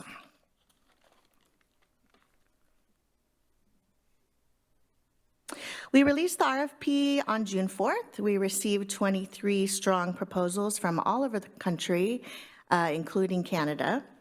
Our staff selection committee reviewed all proposals and selected the top 5 candidates for interviews. We evaluated the agency candidates according to their design philosophy, their experience and capabilities, their staff and personnel, their approach to the scope of work, and their ability to meet the schedule. Our recommendation is the All Together agency, based on their proven track record, their creative storytelling, inclusive engagement methods, and their background in civic planning. It's back to me. So who is All Together? They're a Chicago-based design studio made up of communication experts, creatives, and urban planners. The faces you see on the slide are who will be our project team over the next year. And that includes the 2 principals for the firm, and then their brand strategist, Christian, who's joining us virtually again. So their work heavily focuses on community engagement to develop branding and placemaking. As Sienna mentioned, out of the 23 proposals we received, altogether rose to the top. The evaluation committee was impressed by their track record, their inclusive community engagement approach, and their holistic experience in each segment of this project. So their team brings a unique mix of design, marketing, and planning experience, providing us confidence that our brands won't just look good, but it will also translate into real strategies for placemaking, wayfinding, and economic development. So just a little more about them. Altogether, Strength and Specialties showed us strong capacity to help tell Mountlake Terrace's story, not just of where we've been, but where we're headed. But I do want to make clear, this isn't about creating a brand in a vacuum. We are not trying to force an identity that feels inauthentic to the community. Altogether's approach is really rooted in listening, co-creation, and reflecting what's true to Mountlake Terrace. Their engagement strives for joyful experiences for communities and their stakeholders through the built environment, branded communications, and programming that captures spirit of place. Now, next we have just a small snapshot of Altogether's previous work. They have experience with a number of municipalities, organizations, downtown associations, and neighborhood groups from around the country. This was a really big selling point for the evaluation committee of just their expansive experience with, not only cities and municipalities, but also organizations that are focused on supporting businesses and economic development. Back to Sienna. So the timeline for this project is 10 to 12 months. And altogether has broken up the months into 3 phases, and each phase will have a set of deliverables. Starting with the discovery phase, which will kick us off in October, and that will be the time where Altogether will conduct interviews with stakeholders, staff, and community. They'll be coming here in person, and we'll be meeting with them regularly online. They'll be reaching out to the community and also reading our plans to develop a baseline of where we're at currently. And they'll use that to inform their strategic brand work and their marketing development going forward. They'll continue with brand development and wayfinding system designs with checkpoints along the way with us. And they'll be wrapping it up next summer with the deliverables that we've outlined in the proposal. And those deliverables are, next slide, please. We have 4 goals coming out of this branding project. Number 1 is to develop a cohesive and aspirational city brand to elevate the city and attract development and investment. Number 2 is to deliver a final brand strategy document, which should include the brand narrative, positioning, and placemaking design guidelines. Number 3 is to deliver a brand guide for city staff and external partners to guide with future planning and development. And number 4, Ryan? Yes, deliver strategic recommendations for economic development marketing efforts. So that kind of rolls right into what I was about to say of, these goals and essentially deliverables will lay the groundwork for our marketing efforts, and that's to help recruit new businesses and investment into the city, especially targeting specialty and destination retail, promoting just overall commercial real estate development, but also supporting tourism initiatives and encouraging shop local programs and initiatives in supporting our small business community. So as stated in the agreement, the total budget for this project is not to exceed a maximum sum of $68,920. This falls just under the amount currently budgeted for in the general fund. Compensation will cover professional services described in the scope, travel through their 3 visits to Mountlake Terrace and project expenses. So there's no additional appropriation required for this. And with that said, staff recommends that the City Council review the proposed professional services agreement with Altogether LLC, and approval for this agreement is scheduled for consideration on the September 18th consent agenda. And we are happy to answer any questions. All right. Do we have any questions? Councilmember Sondor? I have a whole bunch of questions. How come we chose a contractor that lives in Chicago that may have never even been to our city? Yeah. Do you want to go for it? Sure. We cast a net far and wide promoting the RFP, and we are open to really the qualifications were more important to us than the location. There were many marketing agencies that were qualified all across the country and in Canada. And we interviewed local agencies as well, but it came down to that perfect balance between city government, planning experience, creativity, and their creative ideas. Can you tell me how this is going to be different than the last 2 times that we've done before?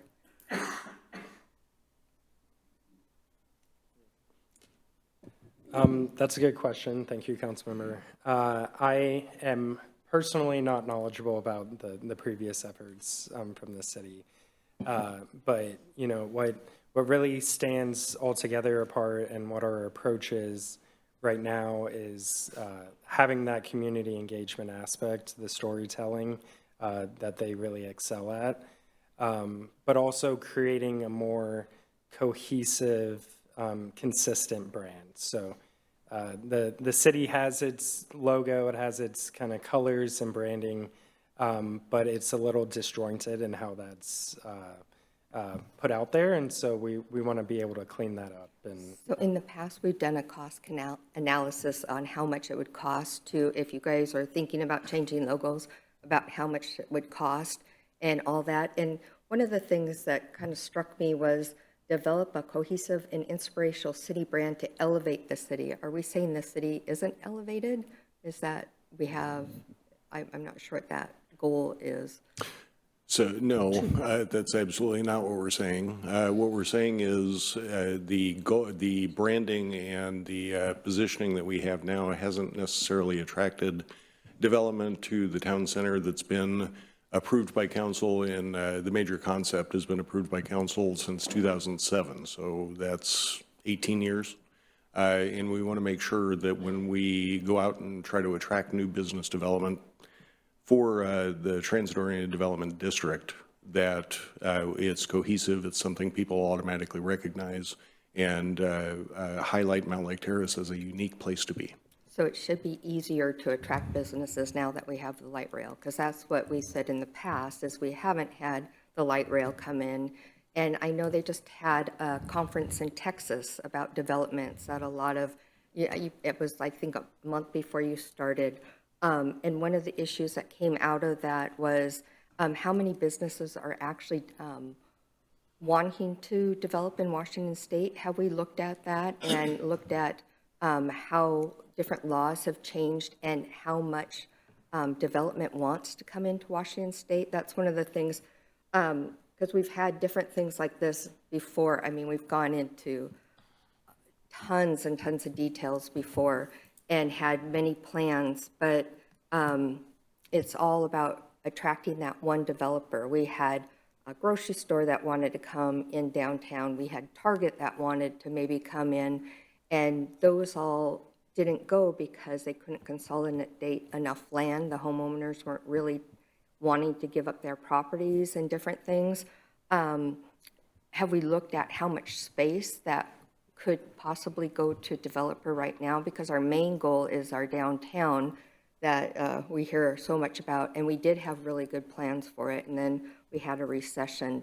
So I'm just wondering what we're going to look at. Last time we got some rosy pictures, and it didn't go anywhere, and we hired a company out of Spokane, And it sounded all good and nice, but that's why I'm asking, why do you think this will be successful?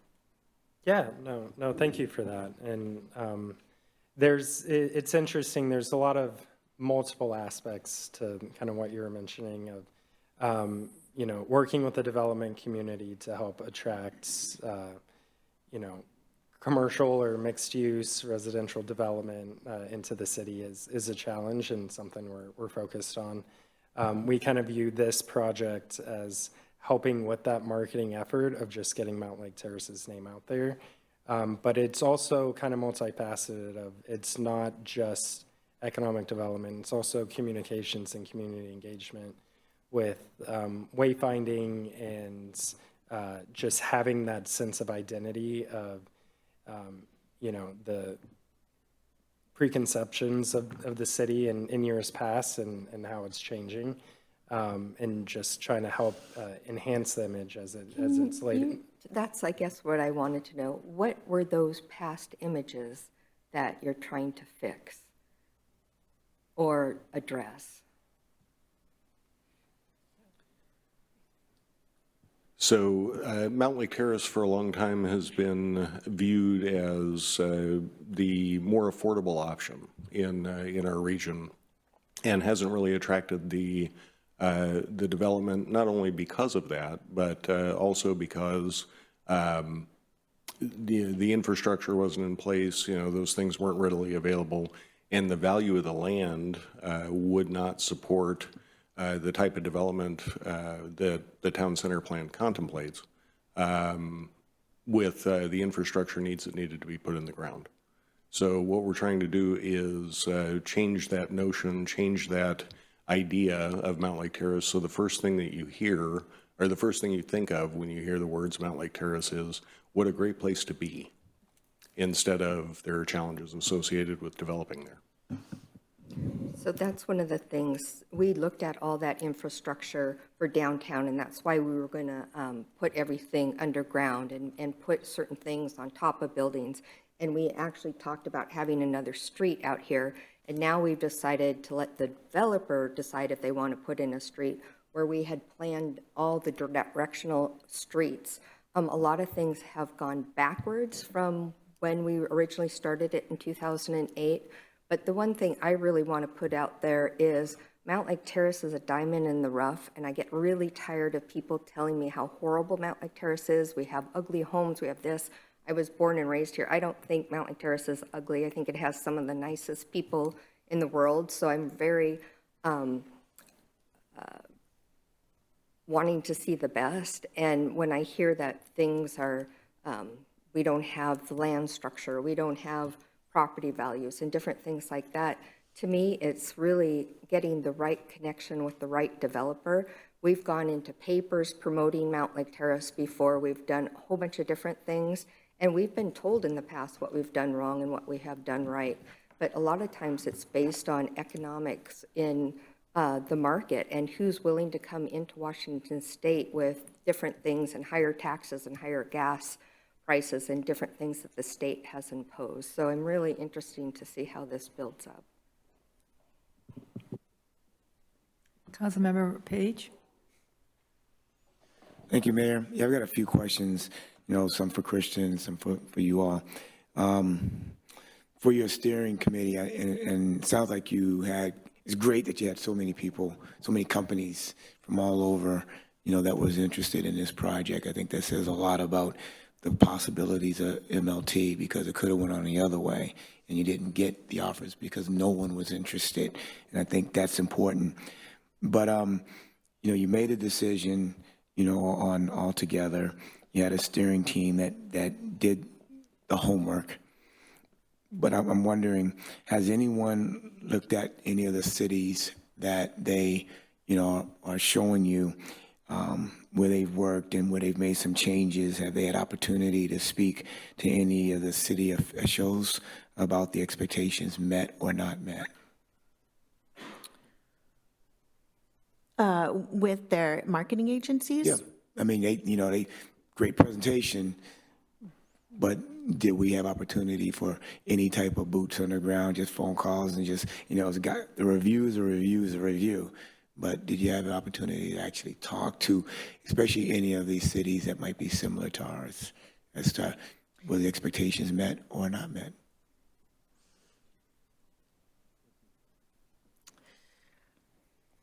And if that's a I no, think it's we fine. did a little bit of comparison with our neighboring cities. But one of our goals with this brand exercise was to be unique, and not look like our neighboring cities. Well, that's not what I'm talking about. I'm talking about specifically who they worked with, you know, and did we? yeah. Okay, and they have the presentation. They list, I think, what, 7 cities.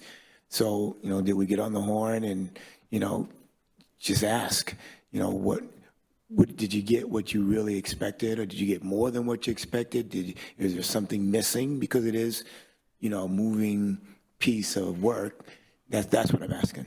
Yeah, we did read testimonials from several of their clients they included in their proposal, and I believe it's on their website as well. Okay, but we didn't actually call anybody. Okay. The other question I have is, and this is to Kristen. Hi, Kristen. Hi. Thanks for being here. Hello. How many cities that you've worked with have demographics similar to ours, or will be similar to ours as we grow over the next 10 to 20 years?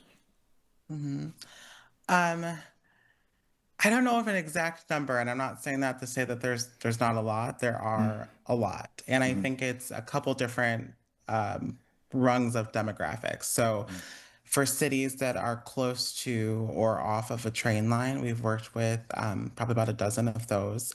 For cities that have different like racial demographics, religious demographics, we've been in those as well. We've worked, you know, intensely with the city of Chicago and also with the surrounding suburbs. We've been, you know, in Florida, North Carolina, and Wisconsin, kind of all over the Midwest and all over the country. So we've, while we haven't worked with Mountlake Terrace before, we have been with a lot of cities and a lot of counties and states that are up against some challenges of yours. You know, you're small and you are authentic, but you want to grow. You want to, you know, highlight the stories of everyday community members and residents and your future and honor your past. But you do want to be kind of focused on the future. So a lot of our work has been with people and clients who are facing similar issues. You want to stay true to your past. You want to honor your present. You also want to be focused on the future. And you may be dealing with issues of, you know, wanting to bring in large developers or also wanting to lift up the small businesses and the entrepreneurs that are already there. We've helped instill those programs of just having an entrepreneurship pipeline that supports small business. We've dealt with marketing that not only builds pride in place for people that currently live there, but also makes it a space where visitors, if they're right off the train station, they want to stop, grab a coffee, hang out a little bit, check it out, decide if they want to move there with their family. And we've also dealt with, you know, we want to bring in large investment or change the landscape for housing. And we've been able to do engagement work and placemaking and branding that supports those goals as well. Okay. And jumping over to, you know, performance metrics and brand impact. And I know our city didn't specify, you know, particular KPIs. They wanted to get recommendations from you. So what type of metrics, KPIs do you anticipate using for what you've come to learn about Mountlake Terrace to determine which I think is another subject, but for you to determine if you're being successful or not? We place a huge emphasis on engagement. And for us, for a lot of our KPIs, our engagement are making sure that we're talking to everyone. A lot of times you may get to a final city brand and people can feel like, you know, I didn't know that process was even going on. No one asked me about it. I didn't hear. And even if you get to the end of the process and you don't maybe agree with the brand personally, just any other resident, if you've known that it's going on, if someone asked you about it, if someone told you about it on the street, you feel that it was a fair process. And so a lot of our engagement focuses on reaching out to people of all ages, whether it's, you know, going to the senior centers or engaging in some family-friendly events, reaching out to faith-based community members, meeting with different community stakeholders and business groups and community organizations leaders, the residents, the historians, the people that, you just got to walk into the local bar to be able to find and to talk to and hear what's important about Mountlake Terrace to them. So a huge focus on us for making sure that we're successful is making sure that we're talking to as many people as we can. And we do that through, surveys, in-person interviews, stakeholder group interviews, discovery sessions. Our discovery and our engagement runs pretty deep. On the other side of that, when we get to the branding process, it's being able to engage a steering committee and the group of stakeholders and say, how are we meeting kind of your goals here and your expectations for this branding process? If it is a branding where you've had branding processes in the past that weren't successful, what was it about those that, didn't meet expectations, and how can we help to make sure that you're getting there, whether it was approval of the concepts, the storytelling, the messaging, or the final logo and color sets that you may want to do. And then from there, it's the brand activation. It's a lot of investment to say, I want to make a new brand. I want to have a logo. I want to make sure that this partners with community partners. So how are we going to activate this brand in a way that makes sense for all of you? And so we build out that brand strategy piece as part of our deliverables to make sure that we're not only leaving you with all of the assets and the new things, refined things, but we're telling you how you can actually use it in the future. Okay, thank you for all that information. Really appreciate it. Last question for you all. I think it was last week or the week before, it all kind of blends together, but you was in front of us talking about FIFA, right? And the brand that we need to create for the city, because World Cup is coming, to Mountlake Terrace. And more importantly, how does that brand that gets developed for that event sustains itself to go into the future for Mountlake Terrace? So how is what they're going to do going to blend into what we heard a couple of weeks ago? Is it going to be part of that, or is this going to be, or will the marketing be something completely different? Yeah, no, thank you for that question. That's, very timely with the World Cup coming up next summer. I do kind of want to separate this project from the World Cup specifically. I think during Altogether's work and their discovery and some of their recommendations to us, we can have some great ideas to utilize for the World Cup. But I do want to make sure that, that event-specific marketing that might occur is different from a more long-term strategy and vision for the city. And I think that's important, and, kind of keeping them, but I hope that, we see that they're not two separate things, because, the death of all cities that prepare for giant events like that, whether it's the Olympics or the World Cup, is that they plan for the World Cup, but they don't plan for the day after the World Cup. And all of that information and all that money and all that infrastructure work that was done for the World Cup is now it's just sitting isolated because you got something else going on. And now you got this stale piece of bread, just sitting at the table that no one has a plan for because they didn't incorporate it into the future plan. Okay? Yeah, no, that's a great point. Thank you. Yeah, one of the things we talked about before the RFP was even issued, before the economic development plan was even issued, is not doing something like the 1984 LA Olympics, where, in 2004, some of those things were still around. That was definitely a consideration when we were developing this. Councilmember Murray. Thank you, Mayor. Thank you, all of you, for the presentation. I'll try to keep it quick. Thank you, Christian. I was going to say, in Chicago, I'm sure it is very, very late, so appreciate you sticking with us here tonight. Yeah.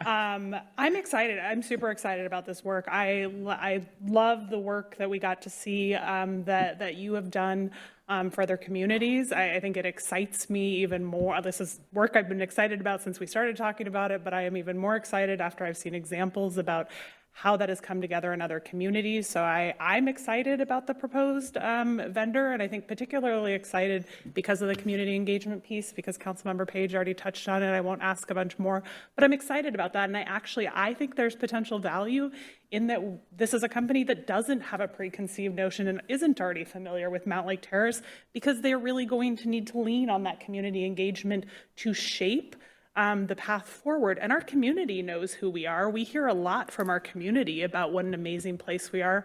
But I will tell you, our region still doesn't know who we are. And I'm always surprised at how often, I mean, when I moved to, like, my great-grandmother moved here, so I was familiar with Mountlake Terrace growing up, but literally it was the place my great-grandmother lived. When I moved here in 2008, I lived in Seattle and worked in Redmond, and people are like, "You're moving where?" And the folks that did know were like, "Oh, the meat store." So they were familiar with Double D Meats, but that was the extent of their knowledge about Mountlake Terrace. Now, like, people are generally, they at least know the name Mountlake Terrace because we have a light rail station. But I don't think that folks in the region, too many folks in the region at least, do not know how amazing this community is. And since Councilmember Woodard isn't here, I will name that he talks about us being a destination city often. And I love that because we really are. We have amazing folks who love living here, know what a great community is. We have great local businesses that have already, you know, put down their roots here, some for a long time, some more recently.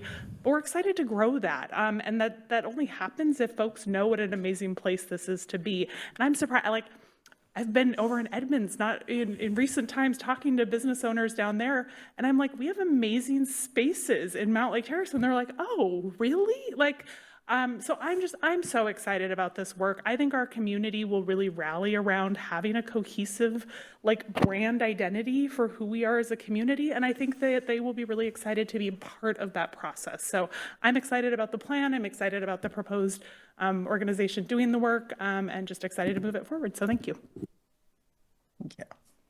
All right, anyone else? Oh, Mayor Pro Tem Wall. Thank you, Madam Mayor. Well said. Yeah, you know how excited I am about this. I've been asking for economic development and branding and marketing for 10 years in this city, and I'm so excited to have this proposal and us moving forward. This is, you know, we spent a lot of time talking about the economic development vitality strategy and adopting that. This is the key piece to making all of this all come together and work and being successful in our economic vitality strategy. Yeah, we talk about the image, you know, saying I, you know, grew up in Shoreline and you know, work with regional leaders and people, you know, there's either an outdated image of Mountlake Terrace or no image of Mountlake Terrace, and we need to change that. We are an amazing place. We need to tell the world, we need to tell our story, and that's what this effort is about, is pulling all, you know, what we've been talking about, our, you know, our comprehensive plan, our goals for the city, and being able to tell that story to, you know, the rest of the region in particular. You know, we see development happening. You know, we adopted our town center plan in 2008 and then updated in 2019. We were well ahead of the curve from other cities in doing that. Yet at the same time, we're seeing a lot of development occurring in Shoreline. We're seeing a lot of development occurring in Linwood, and it's not occurring here to the extent that we dreamed it would. And this is our opportunity to be able to tell the investors, tell the business community our story and bring them and attract them to here so that we can actually achieve our dreams of what we want Mountlake Terrace to be growing up, right, as we continue to develop. And I'm excited about All Together. I was going to say the same thing about Chicago, but thank you. I know it's getting late there.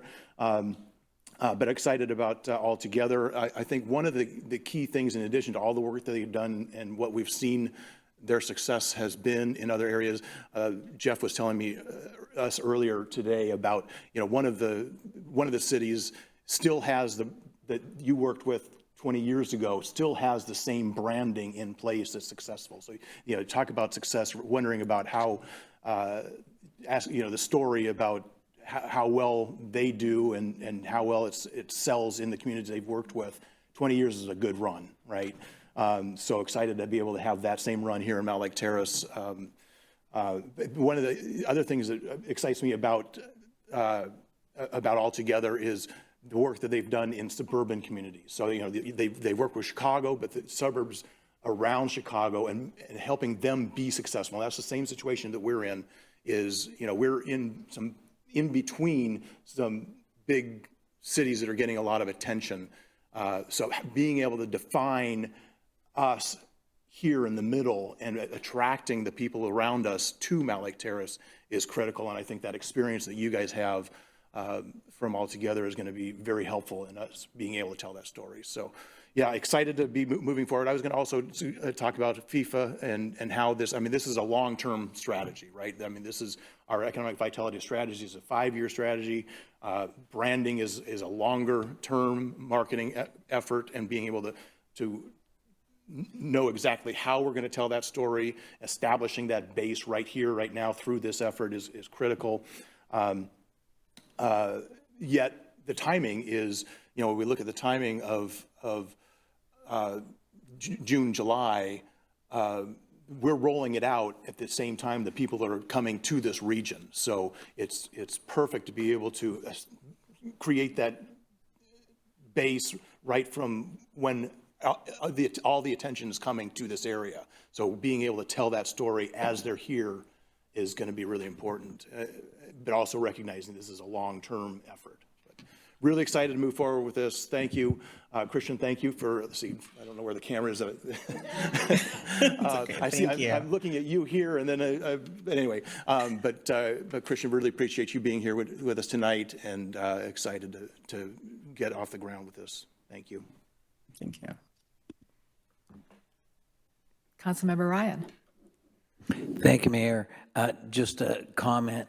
I think this program and branding and analyzing our area would help so that in our town center, we don't just have a row of apartments. We have not just mixed use either. If we could analyze how to buy up some land, because we don't own it, and see if a developer or a company, big company wants to move in, that would be great. So I'm all for it. Thank you. Thank you. I know our Mayor Pro Tem has been waiting a long time. A long time. All right. So anyone else before we say we're going to the next? Thank you very much. Thank you. Thank you, Christian. Thank you for staying up and late. everybody. Okay, so next on our agenda is the presentation of the asset management practices of property management with our Recreation and Parks Director, Jeff Betts.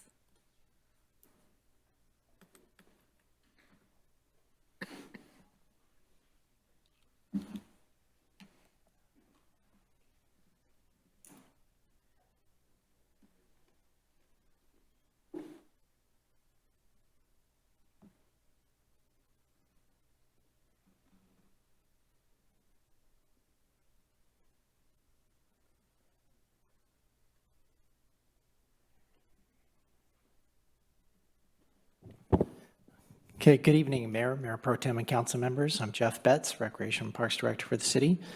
And with me as well is Floyd Garrigus. He's the Facilities Supervisor. And so we have a presentation to show you tonight. It's 57 slides, but we'll go fast. There's not really 57 slides, inside joke. There are less than that. But as mentioned, this is part of the asset management series. So if you remember that Public Works came in a few months ago and spoke to you about, I believe that one was stormwater, but we intend to continue on this and talk about different areas of the city and asset management in general. So the purpose of tonight is to discuss asset management and the asset management life cycle and how that plays into city government and specifically facilities. So this series highlights innovative and analytical and or technological techniques. So these techniques are being utilized across the city, or we hope they're going to be, in this case, to promote the efficient use of staff and financial resources.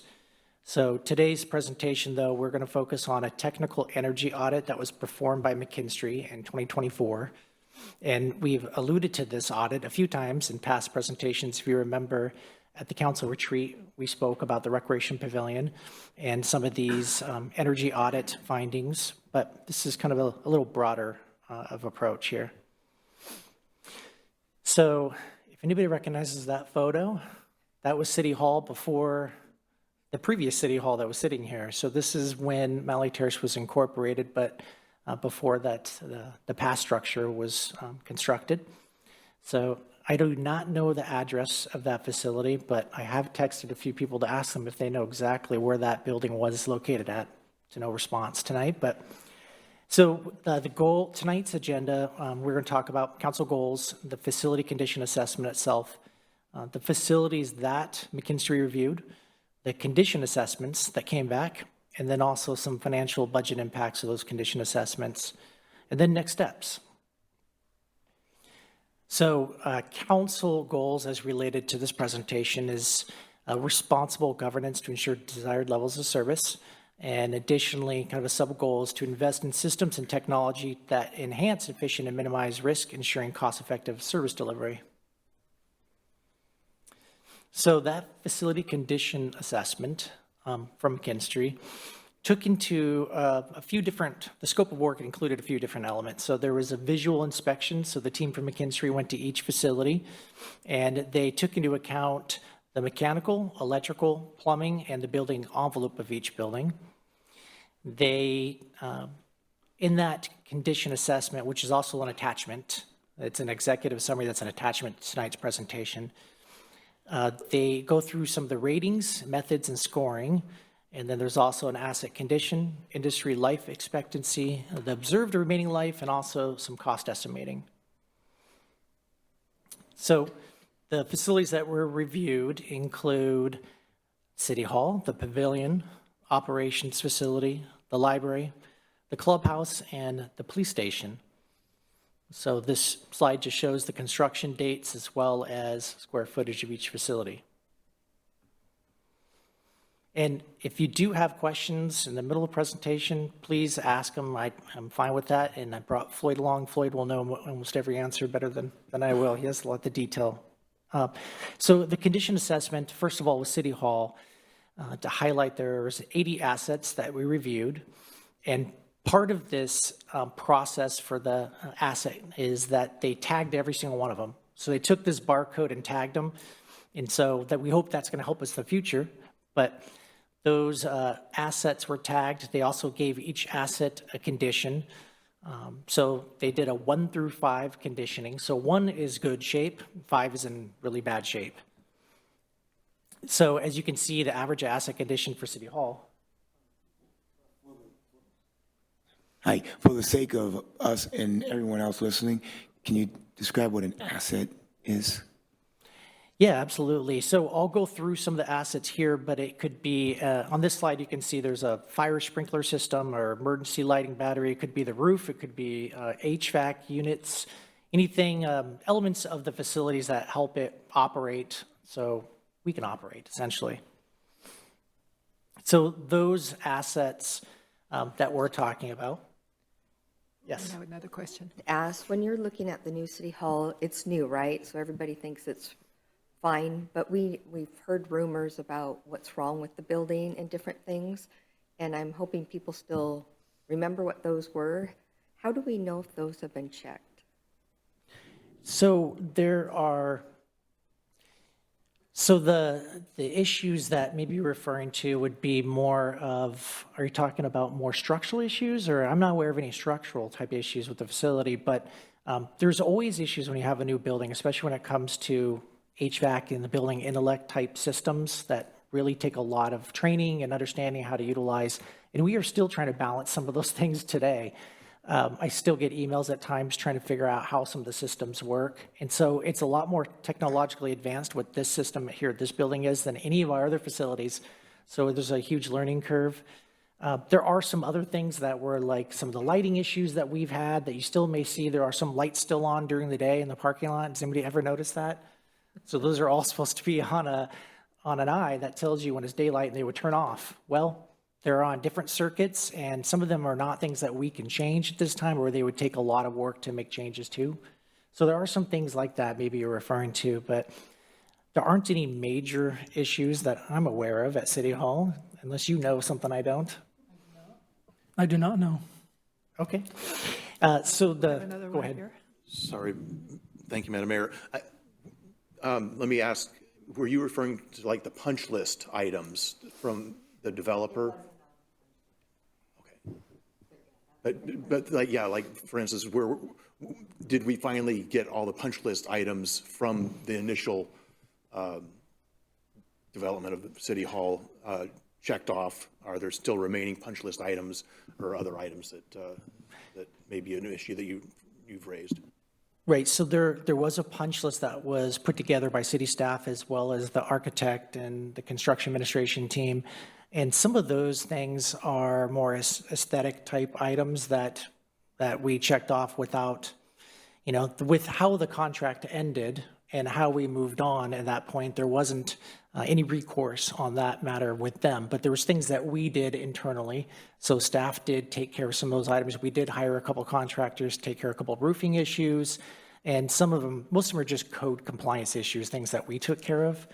But anything else you would not even know, because there are some of them were so aesthetic, they were very small to hold the contractor to the contract itself, but not anything that's going to be detrimental to the facility that you would notice.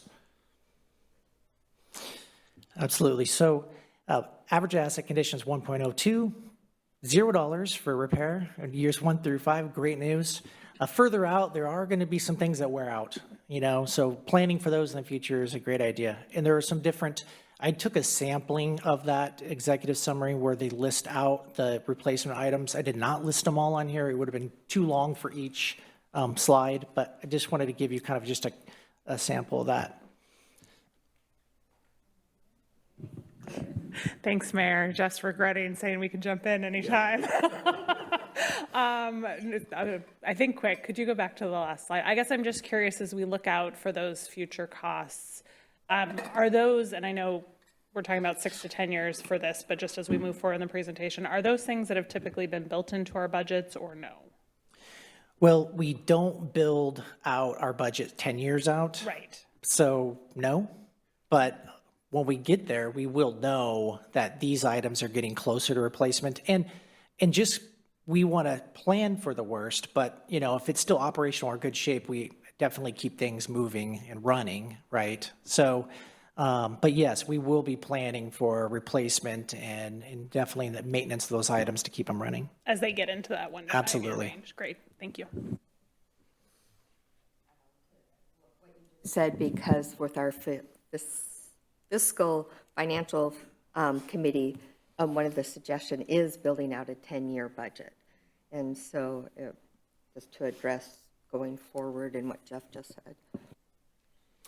So, and you'll notice, I'll point out on those sheets and on this, you can see there's 2 different columns. There's a capital budget column, there's an operating budget. And so they did split it out on there because under that threshold, I believe we changed the threshold to $10,000 last year for the capital budget threshold.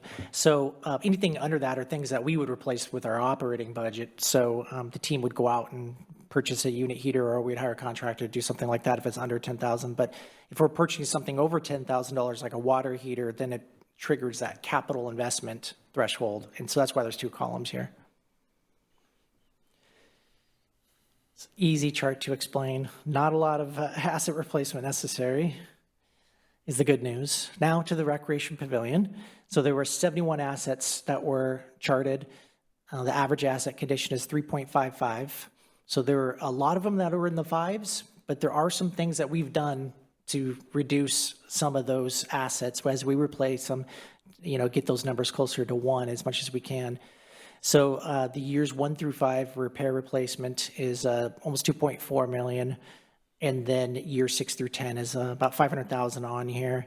And so this, as I mentioned, this study was done a year ago. So we're another year into this industry life remaining. You could see, for instance, the maybe the return fan is negative 26 years past its life.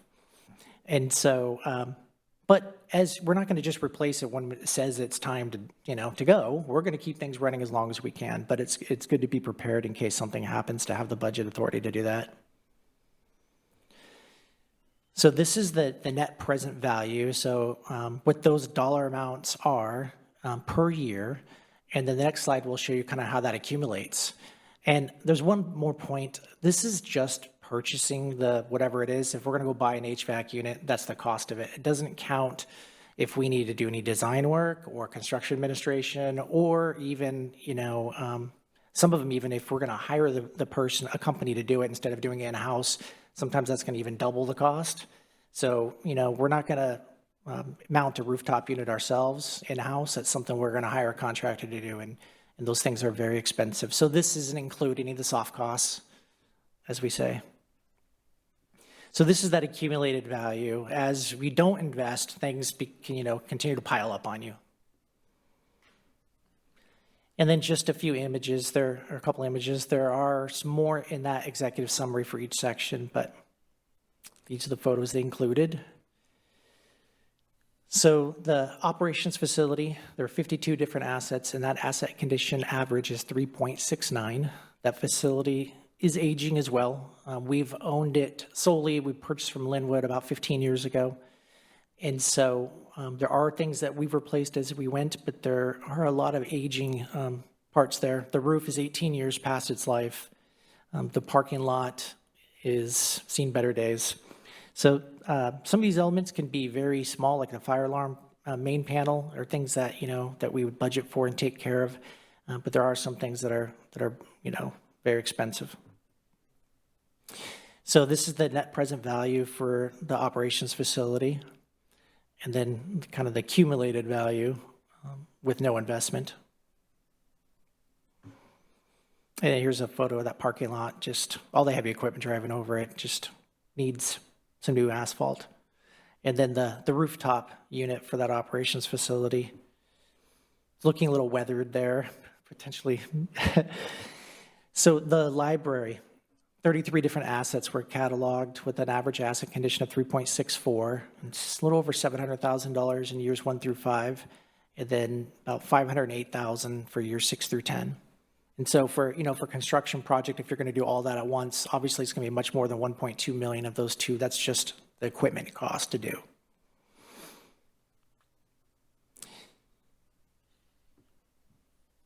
So, and this is one of the projects that we're trying to tackle with the federal agenda and then also the state agenda, and trying to get funding secured to replace some of the elements at that library.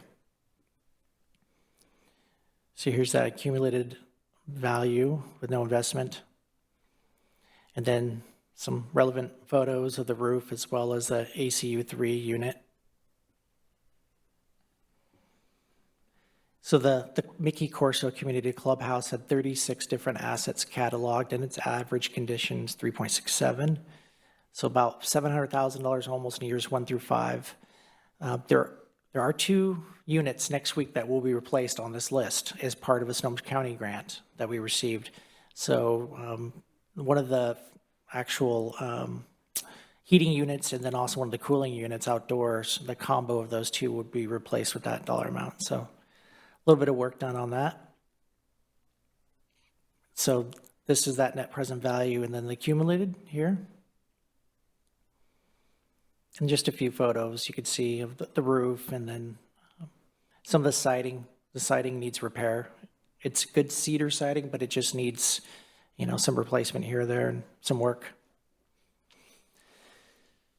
Then police. Now this is completely outdated since we just did a roof and rooftop unit at that facility, as well as the backup generator that's going to be installed on Monday. So a lot of progress made on this facility, but 50 different assets cataloged with the average asset condition at 2.56. And that's taking into account the new addition as well. So years 1 through 5 was about 1.2 million, and then further out, there's a little bit less. So a couple of different items on this list too. The building automation system is done with this project. The fire alarm main panel is something that we need to try to budget for. And then the rooftop unit was replaced. So lots of progress there. All right, accumulated value, and then just some photos. And this is all gone now. These photos are replaced by new equipment and wood that's not rotten. So this is just a couple of slides that we talk about that budget impact, and I'm really just showing the assets that are in that 5 condition. And this slide is just the pavilion's number of 5s. And so we have the roof, air handling unit, automation systems, air handling, roofing, things like that. And then we have the police station, a couple elements, the roofing is replaced, so that would come off. And then some elements, different items, assets on the Mickey Corso Community Clubhouse. And this is just a different way to look at the different equipment systems themselves. And it's like these are some of the costs of the first 5-year annual capital expenditure costs of plumbing, HVAC, electrical, exterior enclosure, and roofing. And those equipment systems sorted that fashion. So next steps. So those asset IDs that McKinstry put on there have barcodes. And so internally, staff have been working on researching and identifying asset management software it's already budgeted that we could utilize to transition those barcodes into something that's useful and that we can track and be able to have that data at our fingertips, so to speak. So staff have phones and different ways to connect to that data when they're out in the field to be able to log, different maintenance that they've performed, find parts, or know when they've replaced things, to catalog that information. Instead, in the past, we're sitting around a room with 4 of us trying to remember the last time we did something. So that's not a very efficient way, but when you have people that have been here for 38 years, they have a lot of knowledge. So we need to get that knowledge in this asset management software. And so in addition to identifying that software, then we would need to train and onboard staff because it will not work if staff do not use it. So that is essential. And the benefits would be just really having that an efficient preventative maintenance plan, having that work history also, and the ability for staff and all staff at all facilities, the stakeholders of the buildings, to have that work order request, to be able to send something through the system that, hey, could you fix this, or this is making a noise, and then we can respond to that through the system and reply that something's been done. Right now, it's an email work order system that's a lot harder to track and quantify than a system that would be built for something like this. So that is what we're moving forward to, and that's why we did that McKinstry project. I got a question for you on that topic you was just at. I think I asked this question back in April. Do we have a process in place that allows you to know by schedule a preventive maintenance for all these things that you're talking about, like the high backs, et cetera, so that instead of, as you said, waiting or wondering when the last time we did something, or waiting for a staff member to say, this is broken, do we have a digital, PMI program that allows, because that's important. That's where your cost comes down, when you know that you got this sort of thing in place, so that you can go look and see, even if, internally you think I don't have to, because it costs a lot less money to go do that than to send a team to go fix something that's broken that you didn't know was going to be broken. Yeah, we utilize, I know that the team utilizes Outlook and Microsoft tools and their phones as much as possible, but having a unified system that is an asset management or work order system would do just what you're saying. That's exactly why we want that system. Anyone else? Councilmember Salmore? I'm just going to kind of go off the question Aaron asked. So in the next 1 to 5 years, I believe if I added it up correctly, and it wasn't looking at these pages here, it's about $7 million. And then how much of that is built into our 25-26 budget? So we have operating costs built into our budget to handle some of the smaller elements. But to handle that large dollar amount, it's not possible with our operating budget. And we've had some large capital improvement projects that we've put forward, like the police station. That is one of the things that will knock off a huge, element of that $7 million, a $1.4 million project. So that is a huge step that council took when they approved that and moved that forward to get that done. But the other projects, they take a large investment. So we're looking for state and federal partners to help us with those. So yeah, that was my next question. But right before that, I think it's another $3 million for the 6 to 10 years, and we know our budget within the increased cost and everything going up. So just at the little bit of math I did, it's $11 million without replacing the pool. how realistic is it to get that much money from grants to be able to get enough money to do all these different repairs? And where does that put us in 10 years? All good questions. I'm not sure I have the answers to that. Realistically, the main funding source the city uses for things like this is REIT. And the amount of REIT that we collect would not fund that amount of money, right? There's many other projects, right, that the city needs to utilize REIT for, including, street construction projects and parks facilities, other things like that. So, yeah, I think that we need partners, and grants is the only way that we can combine with our existing funding sources to have some movement on that end. So my next question on that is, we're investing all this into marketing and all sorts of certain things. How much are we investing in hiring a person that's just specifically with grants?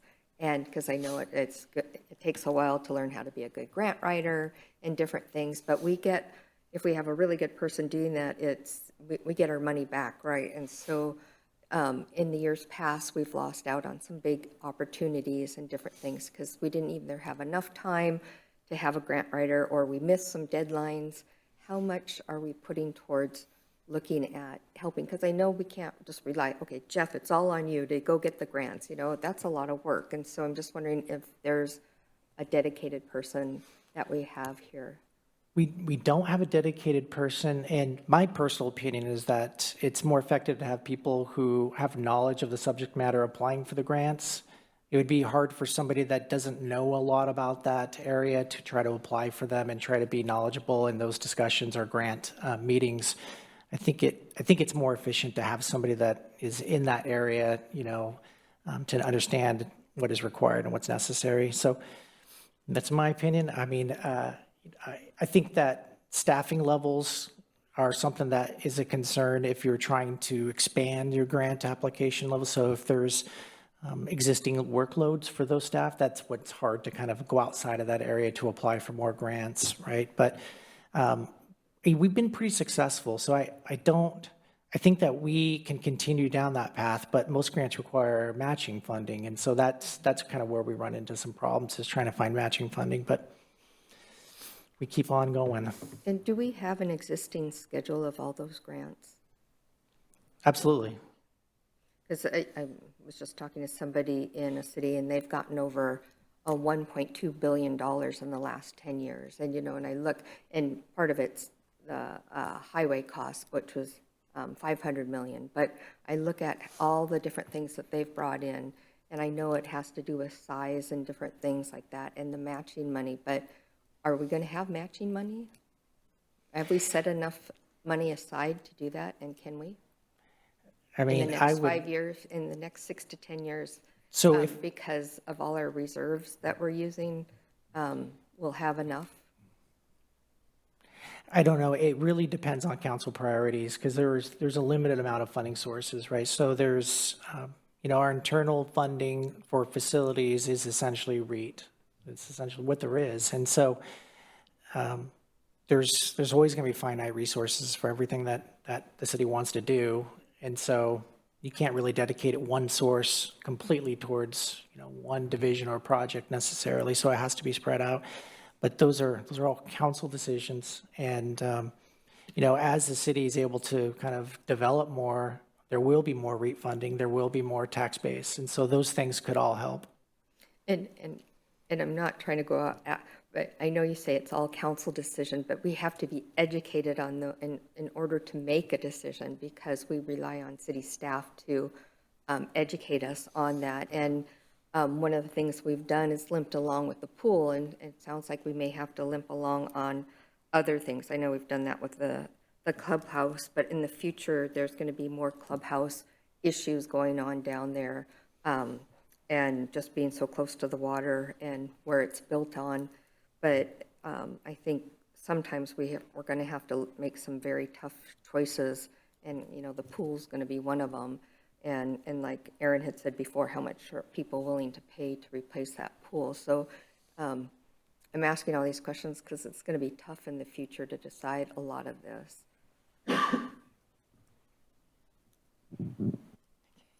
Anyone else? Councilmember Murray? Thank you, Mayor, and thank you both for being here. I appreciate the presentation. I think it's important for us, I think to Councilmember Sonmore's point, the council has to understand what the current state is in order to be able to effectively plan for the future. And I will name that it is a sobering report that makes planning for the future feel very challenging. I think it's one of the reasons that we are where we are. Deferred maintenance didn't happen because there wasn't a desire to do that maintenance, but there are finite resources, and some of that maintenance has been deferred for a very long time, as we, I think, have reduced investment in public infrastructure year over year over year for many, many years. It makes maintaining what we have, let alone adding to what we have, really challenging. And so that is where we are, and that is real. And we are having, I think, lots of important conversations about our budget, and I look forward to continue to have those. But the first step is staff making sure that we understand current state, and I think this is incredibly helpful, and do appreciate all of staff's work to both keep us informed about where things are at, as well as to look for more effective ways to manage the maintenance and replacement cycles. I think the asset tracking is great, and look forward to continuing to hear more about kind of where you land on that. But I think particularly we've been so lucky to have so many staff who have been here for such a long time and are such wealths of knowledge in terms of what we've done and what we're doing. I appreciate, though, that as we think about succession planning in the future, I hope we continue to have staff who want to serve their entire careers here, or significant portions of it. But I appreciate that you're creating systems and structure that helps support whatever the future holds in terms of staff. So thank you for this, even though it is a tough presentation to receive. Okay. Is it okay if I say something? Sure, Thank go you. ahead. Mayor Pro Tem, Council, good evening. I just wanted to say something that we keep things running. They're old. We get parts. We fix them. We'll keep them running as long as we can. With a program like this, like you guys were talking about, we'll be able to track work orders when they're finished. We'll be able to keep an inventory of critical parts, numbers. We'll be able to track when they were replaced, how long they lasted. I'm excited. We got younger kids now on the team. They're really more tech motivated. So whenever, like when Barry and I were doing it, we had our vendors, we'd call up, we'd get the things coming. They whip out their phones. Oh, we got it right here. So with a platform like this would work perfect for them. Thanks. Thank you. Anyone else? Well, I know that, when I got on the council, it was a recession at that time. So we had to hold off on a lot of stuff. And then things got better and we started doing things. And then we were really on the go. And then COVID came. And so, you just can't predict the future. And I know that that's one of the reasons why a lot of the deferred things were during my time, at least. But it's come to the point where we can't defer it anymore. We really have to do something. And so, this is an eye-opener. And it's if you want a pavilion, you're going to have to do something about it. If you want a city hall, you're going to have to do something about it. We just can't just keep our heads in the sand. So thank you very much. Thank you. Thank you. All right.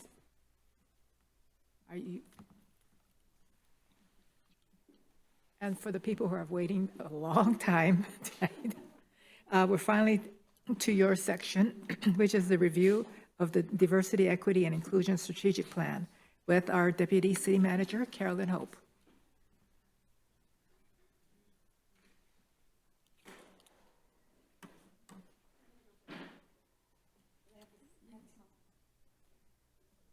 Do we have enough?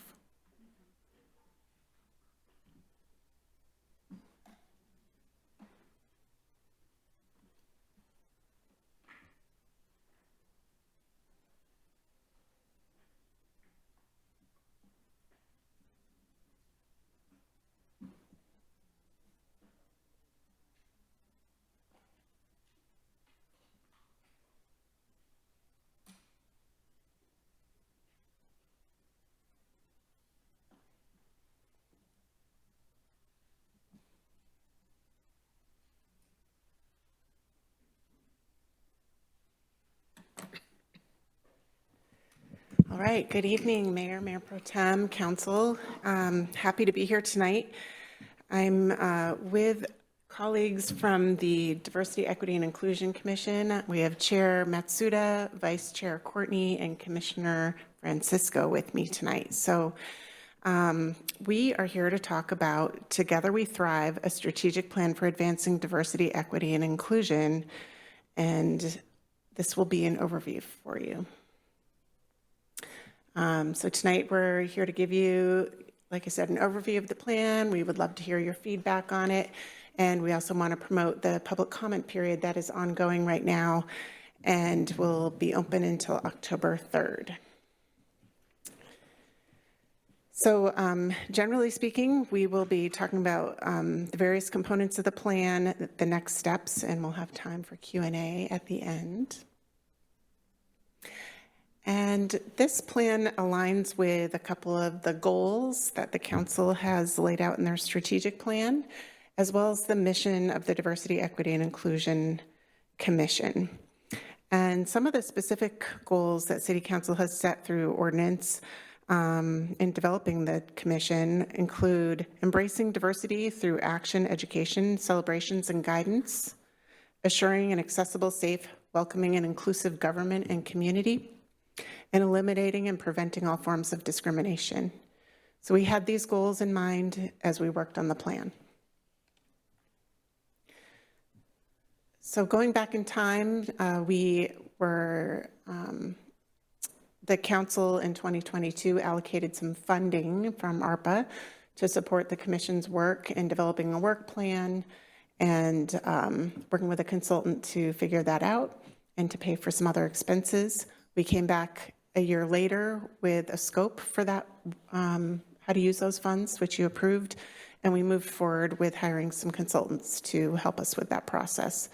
Last year, we came back and we shared the internal assessment results with you and our plan for doing some community outreach. And I wanted to take a moment here and acknowledge the many people that were involved in this work. We have the council who originally developed the Diversity, Equity, and Inclusion Commission, and those of you who came on later who've supported that work. We have commissioners who were part of the original commission and many new commissioners. They've been instrumental, especially in the community outreach and in providing ideas in the plan. And then we have a new Diversity, Equity, and Inclusion Staff Committee that was formed about a year ago, and they've been very active and supportive in the work. We also, as I mentioned, hired consultants, the VITA agency and Equity Through Action, who are very helpful. So really the purpose of this plan is to identify ways that the city can be more equitable in providing access to all of our community members and helping folks feel more welcome and included in the community. We also have this internal component, as I mentioned, about what we can do to provide staff with the tools and skills they need to serve our diverse community. I'll hand it over to Commissioner Benita Francisco. So I get to talk about definitions and some numbers. So in context of this plan, we have the definition of diversity. So it refers to the appreciation of various backgrounds that comprise a community or other grouping based on cultures, ethnicities, gender, religion, sexual orientation, gender identity, disability, and more. The list goes on. So what does equity mean? Equity means people should be treated uniquely, giving adjustments needed for their different circumstances. So a picture's worth 1,000 words. We can see that here in this image. It shows a visual of what each of the terms mean. Inequality, equality, equity, and then justice changes over time. So our definitions.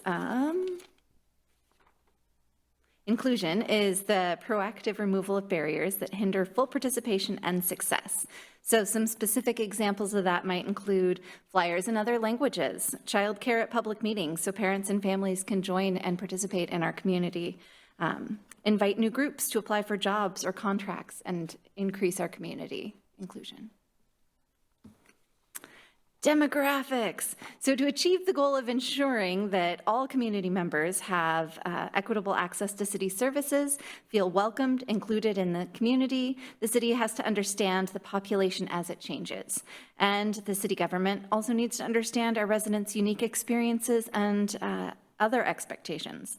So over this last 70 years, the demographics of the city have changed, and we continue to become more diverse as the city grows.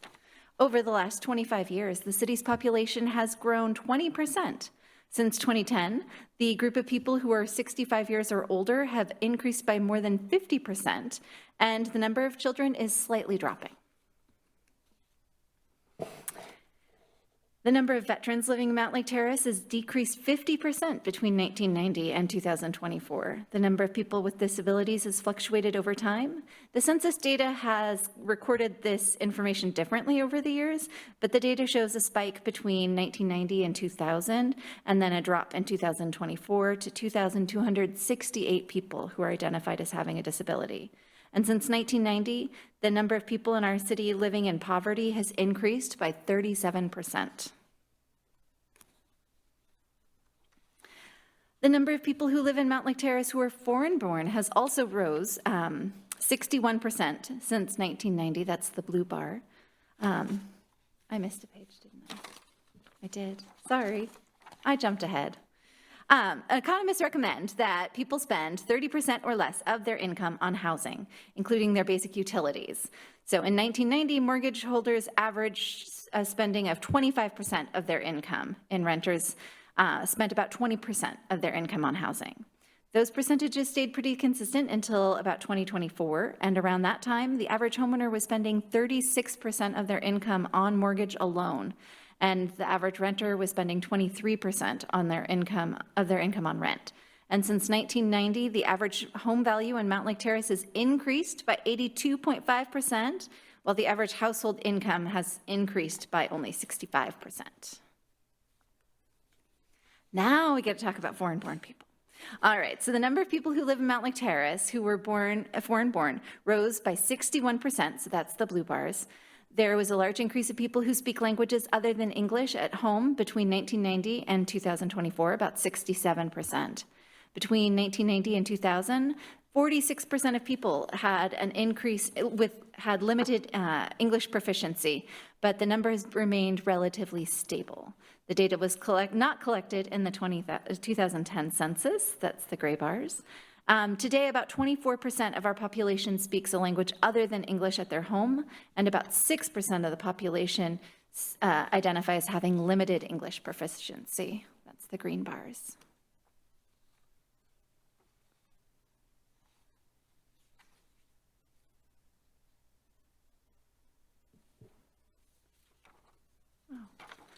Should have put holes in these, then I would know which side I'm supposed to be on.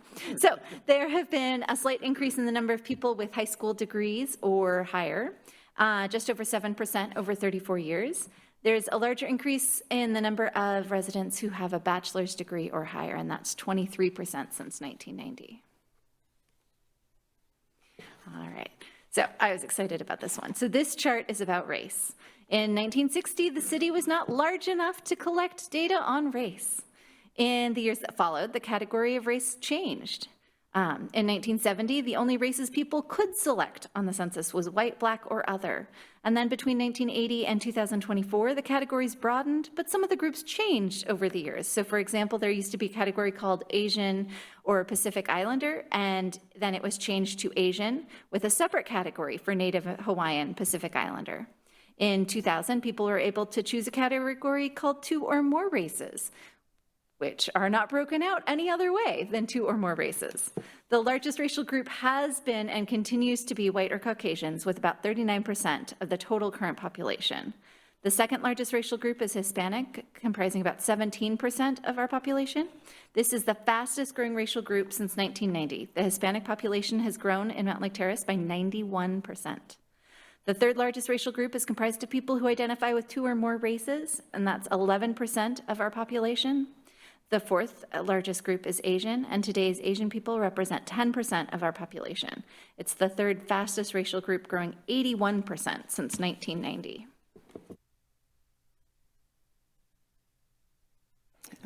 Thank you so much, Vanita. Lots of numbers. I hope that you have time to digest that. It's rather interesting, in my opinion. But so here we are. We're going to talk about the internal analysis of our city operations. Basically, again, how staff operate, our internal policies and procedures. The consultants reviewed several internal documents with an equity lens. They interviewed city staff, elected officials, commissioners, and asked about their knowledge and their experiences related to diversity, equity, and inclusion, any concerns that they might have had. They also supported staff in the development of an internal diversity, equity, and inclusion survey and helped us culminate the results of that. And they provided training for staff, commissioners, and elected officials in diversity, equity, and inclusion and sought feedback afterwards.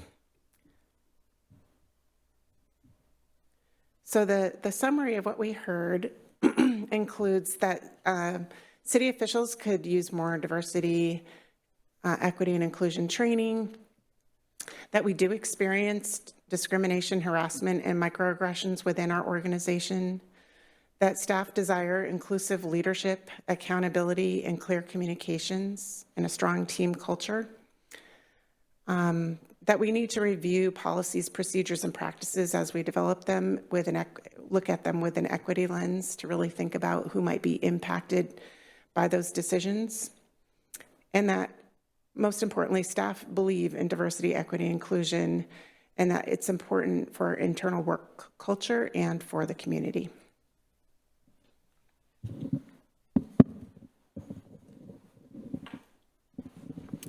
And now we'll discuss how we engage with the community and what we learned about their experiences in the city and using city services. We reached out to the community in many different ways, including listening sessions in 2021, 2 different online surveys between 2021 and 2025, community conversations over the last 2 years, and continual engagement with the Diversity, Equity, and Inclusion Commission and Staff Committee. The general points of agreement from the listening sessions and surveys were Mountlake Terrace is inclusive, welcoming, and accepting of people with diverse backgrounds. Mountlake Terrace is a safe place to live. Our city is supportive of the well-being of all people, and diversity, equity, and inclusion is important to the community. There were many comments about the importance of building trust and relationship with communities listed here. And they encourage the city to find new methods of engaging with them.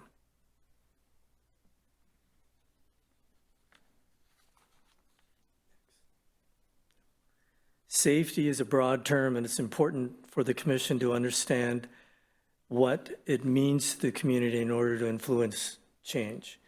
The community identified many themes that can be summarized as diverse business in a clean, low-crime neighborhood with welcoming signs, cultural festivities and events representing communities within Mountlake Terrace, designed in partnership with those communities. These, in particular, make people feel safe, welcome, and connected with others. Well-designed, active transportation infrastructure. And next, the commission asked, what does diversity, equity, and inclusion look like to you? The themes included allowing all people to have opportunities, the city council representing the demographics of the new residents, and the city is accountable to DEI commitments. There are many suggestions for the DEI Commission's role within the city as listed here. We are making headway in many of these items and look forward to continuing the work with staff, city council, and our new community ambassadors. Applications accepted through October 3rd, exclamation point. When asked about what barriers people face in their lives in Mountlake Terrace, we learned that many people face physical barriers to accessing places and buildings. and that not everyone has access to a computer to participate in online meetings and engagement. Interpretation may also be needed at meetings and events. Some people cannot access city services during their normal working hours, so cannot get customer service that they need. There is demand for affordable housing, as we know, and a need for temporary shelters in this area. And infrastructure improvements make it safer to walk or bike to transit.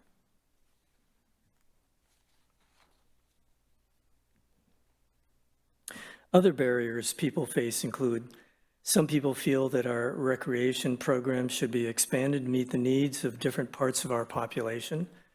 There is a desire to offer diversity, equity, and inclusion training for community members and staff to help stop bigotry and discrimination and systemic racism. City staff should reflect the community demographics to better understand their needs. And community relationships could be improved through cultural events. Now, what do people like on Mountlake Terrace? Yes. Right one? Right. What do people like about Mountlake Terrace? Mountlake Terrace events. They feel welcomed here. We're forward-thinking. City is trying to find ways to better connect with its residents.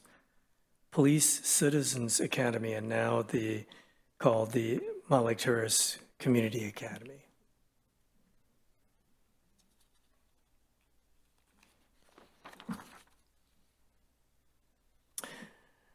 And through discussions and questions about what racism and anti-racism means to people, we developed this list of actions for the Commission and City to lean on in anti-racism work.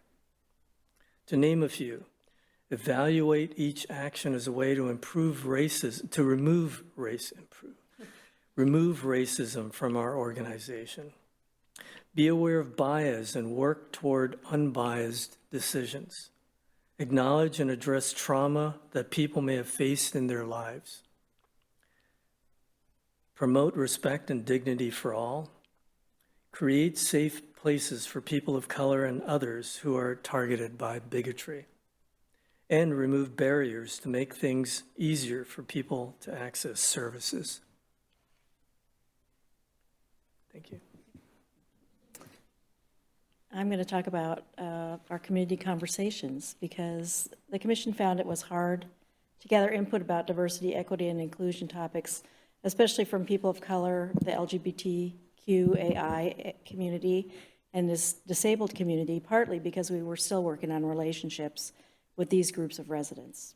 So the Commission took a fresh approach and worked on meeting with groups of people on their terms, using personal invitations, to have a conversation with the goal of building new, authentic relationships with community members to learn their experiences in the city of Mountlake Terrace and how the city can better serve their residents and visitors. With these, while these conversations were not specifically asking the types of questions that we asked during the listening sessions and surveys, there were opportunities for people to tell us about their experience living, working, worshiping, visiting, or attending school here.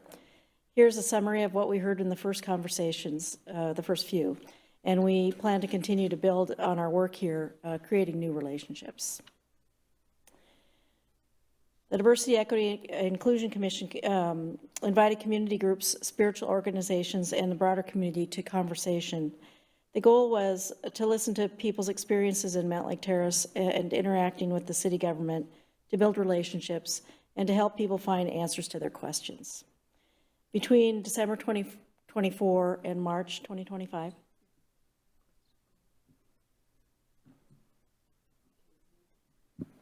Mayor Pro Tem Wall. Thank you, Madam Mayor. We need to extend the meeting. How much time do you think?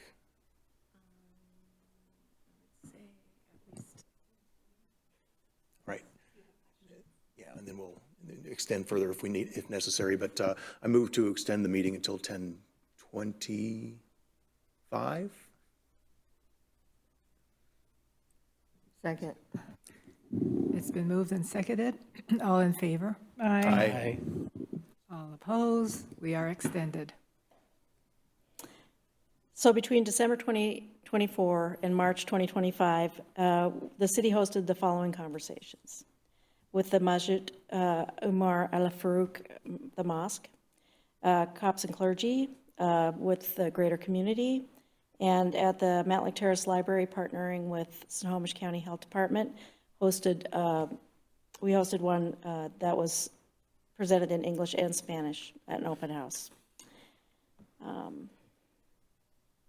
Here's what we heard.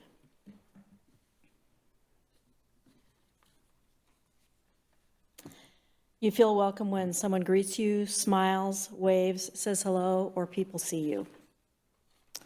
You feel welcomed when a business welcomes you with signs, the salesperson greets you, maybe remembers your name or what you normally order, and they are respectful. You feel welcomed when your neighbors talk to you, invite you, and include you. You feel welcome when the neighborhood feels welcoming, it is clean, well lighted, maybe there's flowers and plants and trees like we talked about earlier.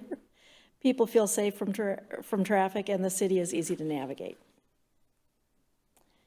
You feel welcomed when there are events and community activities that are inclusive and offer opportunities to meet people. You feel welcome when your voice is heard, when places are accessible, and when you feel respected. And what do people love about Mountlake Terrace? People love that Mountlake Terrace is walkable, has access to light rail and bus transportation, and has many community events. People also love the recreation pavilions programs like the dance classes, childcare and day camps, and of course, the aquatic programs at the pool. And people love that our police are responsive and it makes them feel safe. The community loves the Snow Mountlake Terrace Library and that it is conveniently located in the campus here, and that it's a safe place with a multicultural vibe. And everyone loves the shops and restaurants in Mountlake Terrace. And many people appreciate the small town feel, like feeling connected to neighbors at approachable fun events and living in relatively quiet neighborhoods. And people appreciate that the city puts effort into reaching out to the community. And that the city is continually maintaining infrastructure in the city like roads and sewers and water lines. And of course, everybody loves the parks. Thank you so much, Teresa. So now we get to the action plan. So what we've heard are ideas and recommendations, and we needed to put this into an action plan where we can track what we are going to do, who's going to do it, the status, and performance measures. The action plan is divided into a couple of sections, including internal policies, city operations, and improving community access to city government.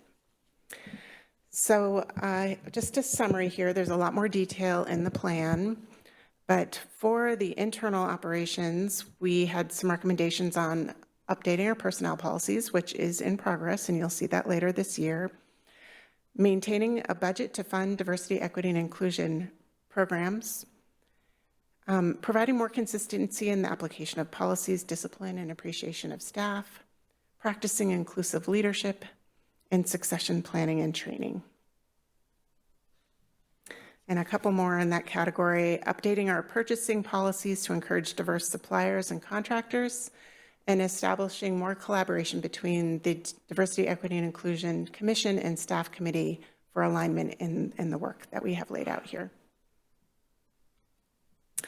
So next we're moving on to improving community access to city government, and this is where most of the action items are laid out. So a couple here, sharing information about city services for financial assistance with low-income households in multiple languages. We do that a little bit, we could do better. Following community engagement strategies that we outlined in our new community engagement plan, making sure that people most impacted by decisions are invited to the decision-making process. revising the city code to limit the term of service for commissioners and council to provide more opportunities for others and bring new ideas forward. Providing more opportunities to build community trust and address community members' sense of safety and increase intercultural communication. And helping residents understand how to learn about the civic process. We also have action items related to informing residents about how they can share their feedback with the city, whether it's elected officials or staff. There is an action item to include gender-neutral restrooms in all city buildings, to recruit more bilingual staff, particularly in customer service roles, to evaluate existing and proposed policies, plans, codes, and programmatic decisions with an equity lens. Next, we have improving accessibility for disabled people, including the physically disabled, intellectually disabled, and folks with other types of disabilities like hearing and vision. To continue to provide more policy support and incentives and other things that a city can do to promote affordable housing. To improve our outreach and communications to people who have limited English proficiency, and to offer training on how to apply for a city job or a city contract to communities that typically don't get those opportunities. The next set includes consider co-creating an ancestral land acknowledgement and other actions to support our local Indigenous community in coordination with them. To host training about diversity, equity, and inclusion with our community. To encourage more cultural programs that are designed in collaboration with people who represent the groups that we're celebrating to ensure proper representation. To provide more support services for the unhoused people in our community, including social workers and places to stay. And to evaluate, as we mentioned earlier, programs at the Recreation Pavilion that might better represent our growing culturally diverse community.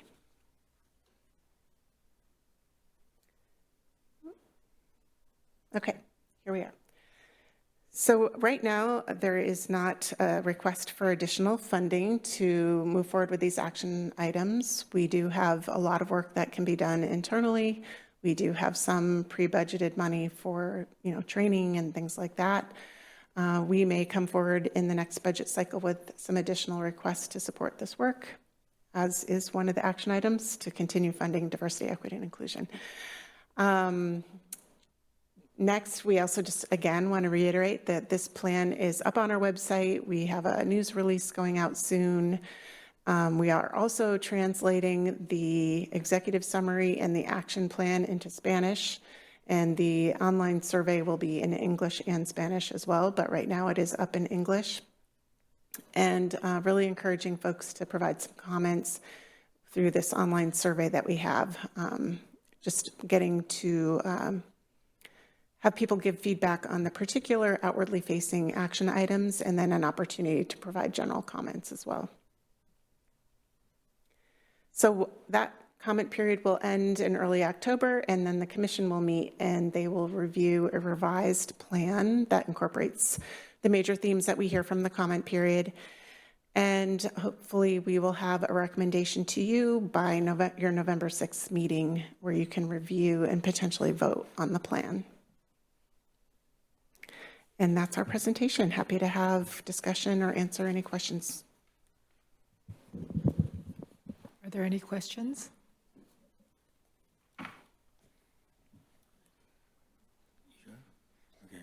Councilmember Page first. Okay, thank you. Just a quick question and a comment. You got people have until October 3rd to make comments. Do you, given the population number in the city, do you have a targeted goal of people that will respond? And if not, say for instance, you only get 400, is that enough? Given the fact we got almost 25,000 people? That's the question. Yeah, this is a internal online poll. It's not a statistically valid survey. It's pretty unlikely that we'll get 300 or 400 responses. We'll be happy with what we get. We are doing a lot of marketing. Sienna's been super supportive in helping me get the word out, and our commissioners always do a great job as well. And the comment is this, that I applaud the work that's gone into this. It's a lot of years of work with a lot of different people. And when I think of what the goal here is, what I was thinking in the back of my mind is to understand me is not to fear me. And that is what you all are trying to do for the residents here. There's so many people that are afraid of City Hall. There's so many people that are afraid to talk to the council or come to the front desk. There are people who won't even come into this building. They'll stop at the thing and drop their bills in because they don't know City Hall and they're afraid of City Hall. And then you extend that outside of City Hall, and there are people, various cultures that don't talk to each other because they don't understand each other. I know Councilmember Wall is always talking about let's have these cultural pop-up events so that people can see that they have no reason to be afraid. They have a lot of reason to enjoy one another. And this strategic plan that you're working on and that you've put together, to me, that's what the theme looks like here. You know, just get to know, eliminate the fear, and make the community stronger. So I applaud the work that all of you've done, and you should, thank yourselves for what you've had to do and how you had to get here. So well done. Okay, now we have Mayor Pro Tem Wall. Was there another hand? Oh, I didn't see yours. I know he likes to talk last. Oh, okay. I was going to say, I'm not sure that I'm usually succinct, although I probably will be tonight. Thank you, Mayor.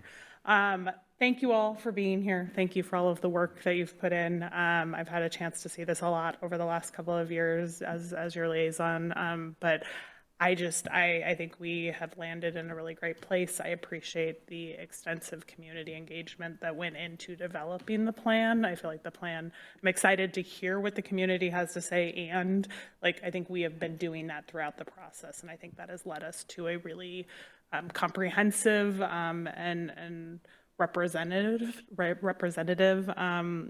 plan, and I'm really proud of us for continuing this work, even when it took maybe longer than we initially planned, when it has been challenging.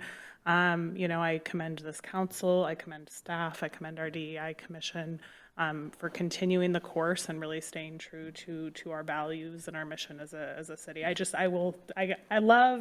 what I love the most is just the name of the plan, Together We Thrive, right? I think that represents exactly what we collectively hope to achieve as a community. We want a community where we are able to come together and folks can thrive as individuals and collectively as a community. And I think that so much of this work is already being done. And I will also applaud you for not waiting until this plan is done and approved to move, I think, the needle in so many spaces. But it is nice to have a plan, right? And that helps to make sure that this work continues long past any of us, hopefully. And so just appreciate you setting this foundation and precedent and all of the work that's gone into it, and excited to get the feedback from the community and move forward. So thank you. Thank you. Now, Can I just ask where you came up with the questions for the surveys? And if you said the city has to be committed to all the DEI commitments, and people say yes on more affordable housing, how are we going to make that commitment? So the survey is basically it's the action plan for the outwardly facing actions that we just went through. And it's just asking whether they agree or disagree with that proposed action. And then there's a comment box that's for any other kind of comment they have about the plan. So if everybody, because a lot of times we put a lot of weight on these surveys, and so if everybody says they provide general, neutral, restrooms in all the city buildings, and we don't have the funding to do that. How do we do that? Yeah, and I think in the plan, we talk about the schedule, we talk about what next steps are. And We're there's getting more money? for all of the different action steps. So some of the action steps could be accomplished in the next 2 years, and some will take longer. And so certainly making capital improvement changes will take longer. I mean, there's certain buildings that have facilities that might be easy to convert, and there's other buildings that don't. So yes, I think it's just a matter of making sure the timelines in the plan meet the financial ability of the city to do so.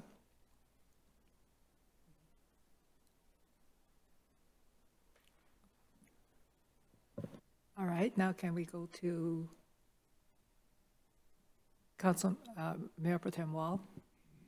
Thank you, Madam Mayor. Yeah, thank you. Great plan. You know, I guess this is another one that we've been talking about for a long time, actually. And in fact, legislative history, it actually goes back to, what, 2018, 19, when we first started having conversations and we adopted or established the Diversity, Equity, and Inclusion Commission.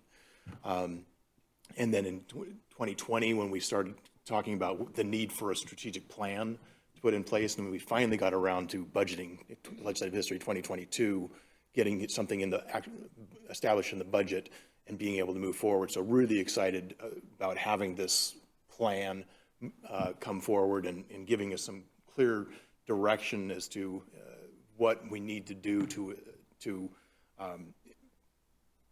you know, move forward and move these efforts forward, and really excited about a lot of the recommendations in here. The one thing that I'd love to see more on is the community celebrating diversity and you know, events to talk about, you know, cultural or any of the different areas that we wanted to, you know, just celebrate who we are as a community and what makes up our community, all the different cultures and, you know, the list of that goes on and more, right? But finding opportunities for and events that really help tell the story and show who we are to the community, because that's, you know, getting back to what makes us feel welcome.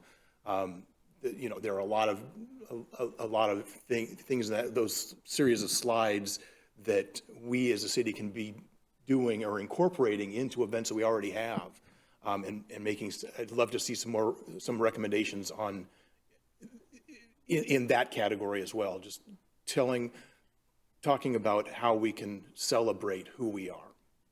But overall, just really thrilled that we're moving forward and we have a great plan to start with, and love to expand on that, actually. Thank you. Okay, anyone else? Well, thank you. Thank you for being this late with us. Okay, so we're going to move on now to the review of the next September 18th meeting agenda. And if no one has any objections to that one, we'll just move on to council comments. Are there any council comments? Councilmember Murray?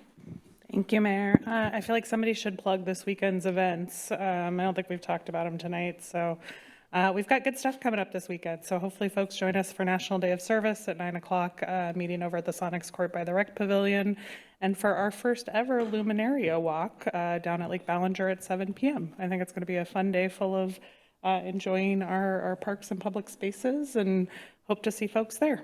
And I think that's it. Thanks, Mayor. Thank you. And if I don't see any other hands going up because, oh, I'm sorry, Councilmember Ryan. Hi, I think we didn't recognize that today is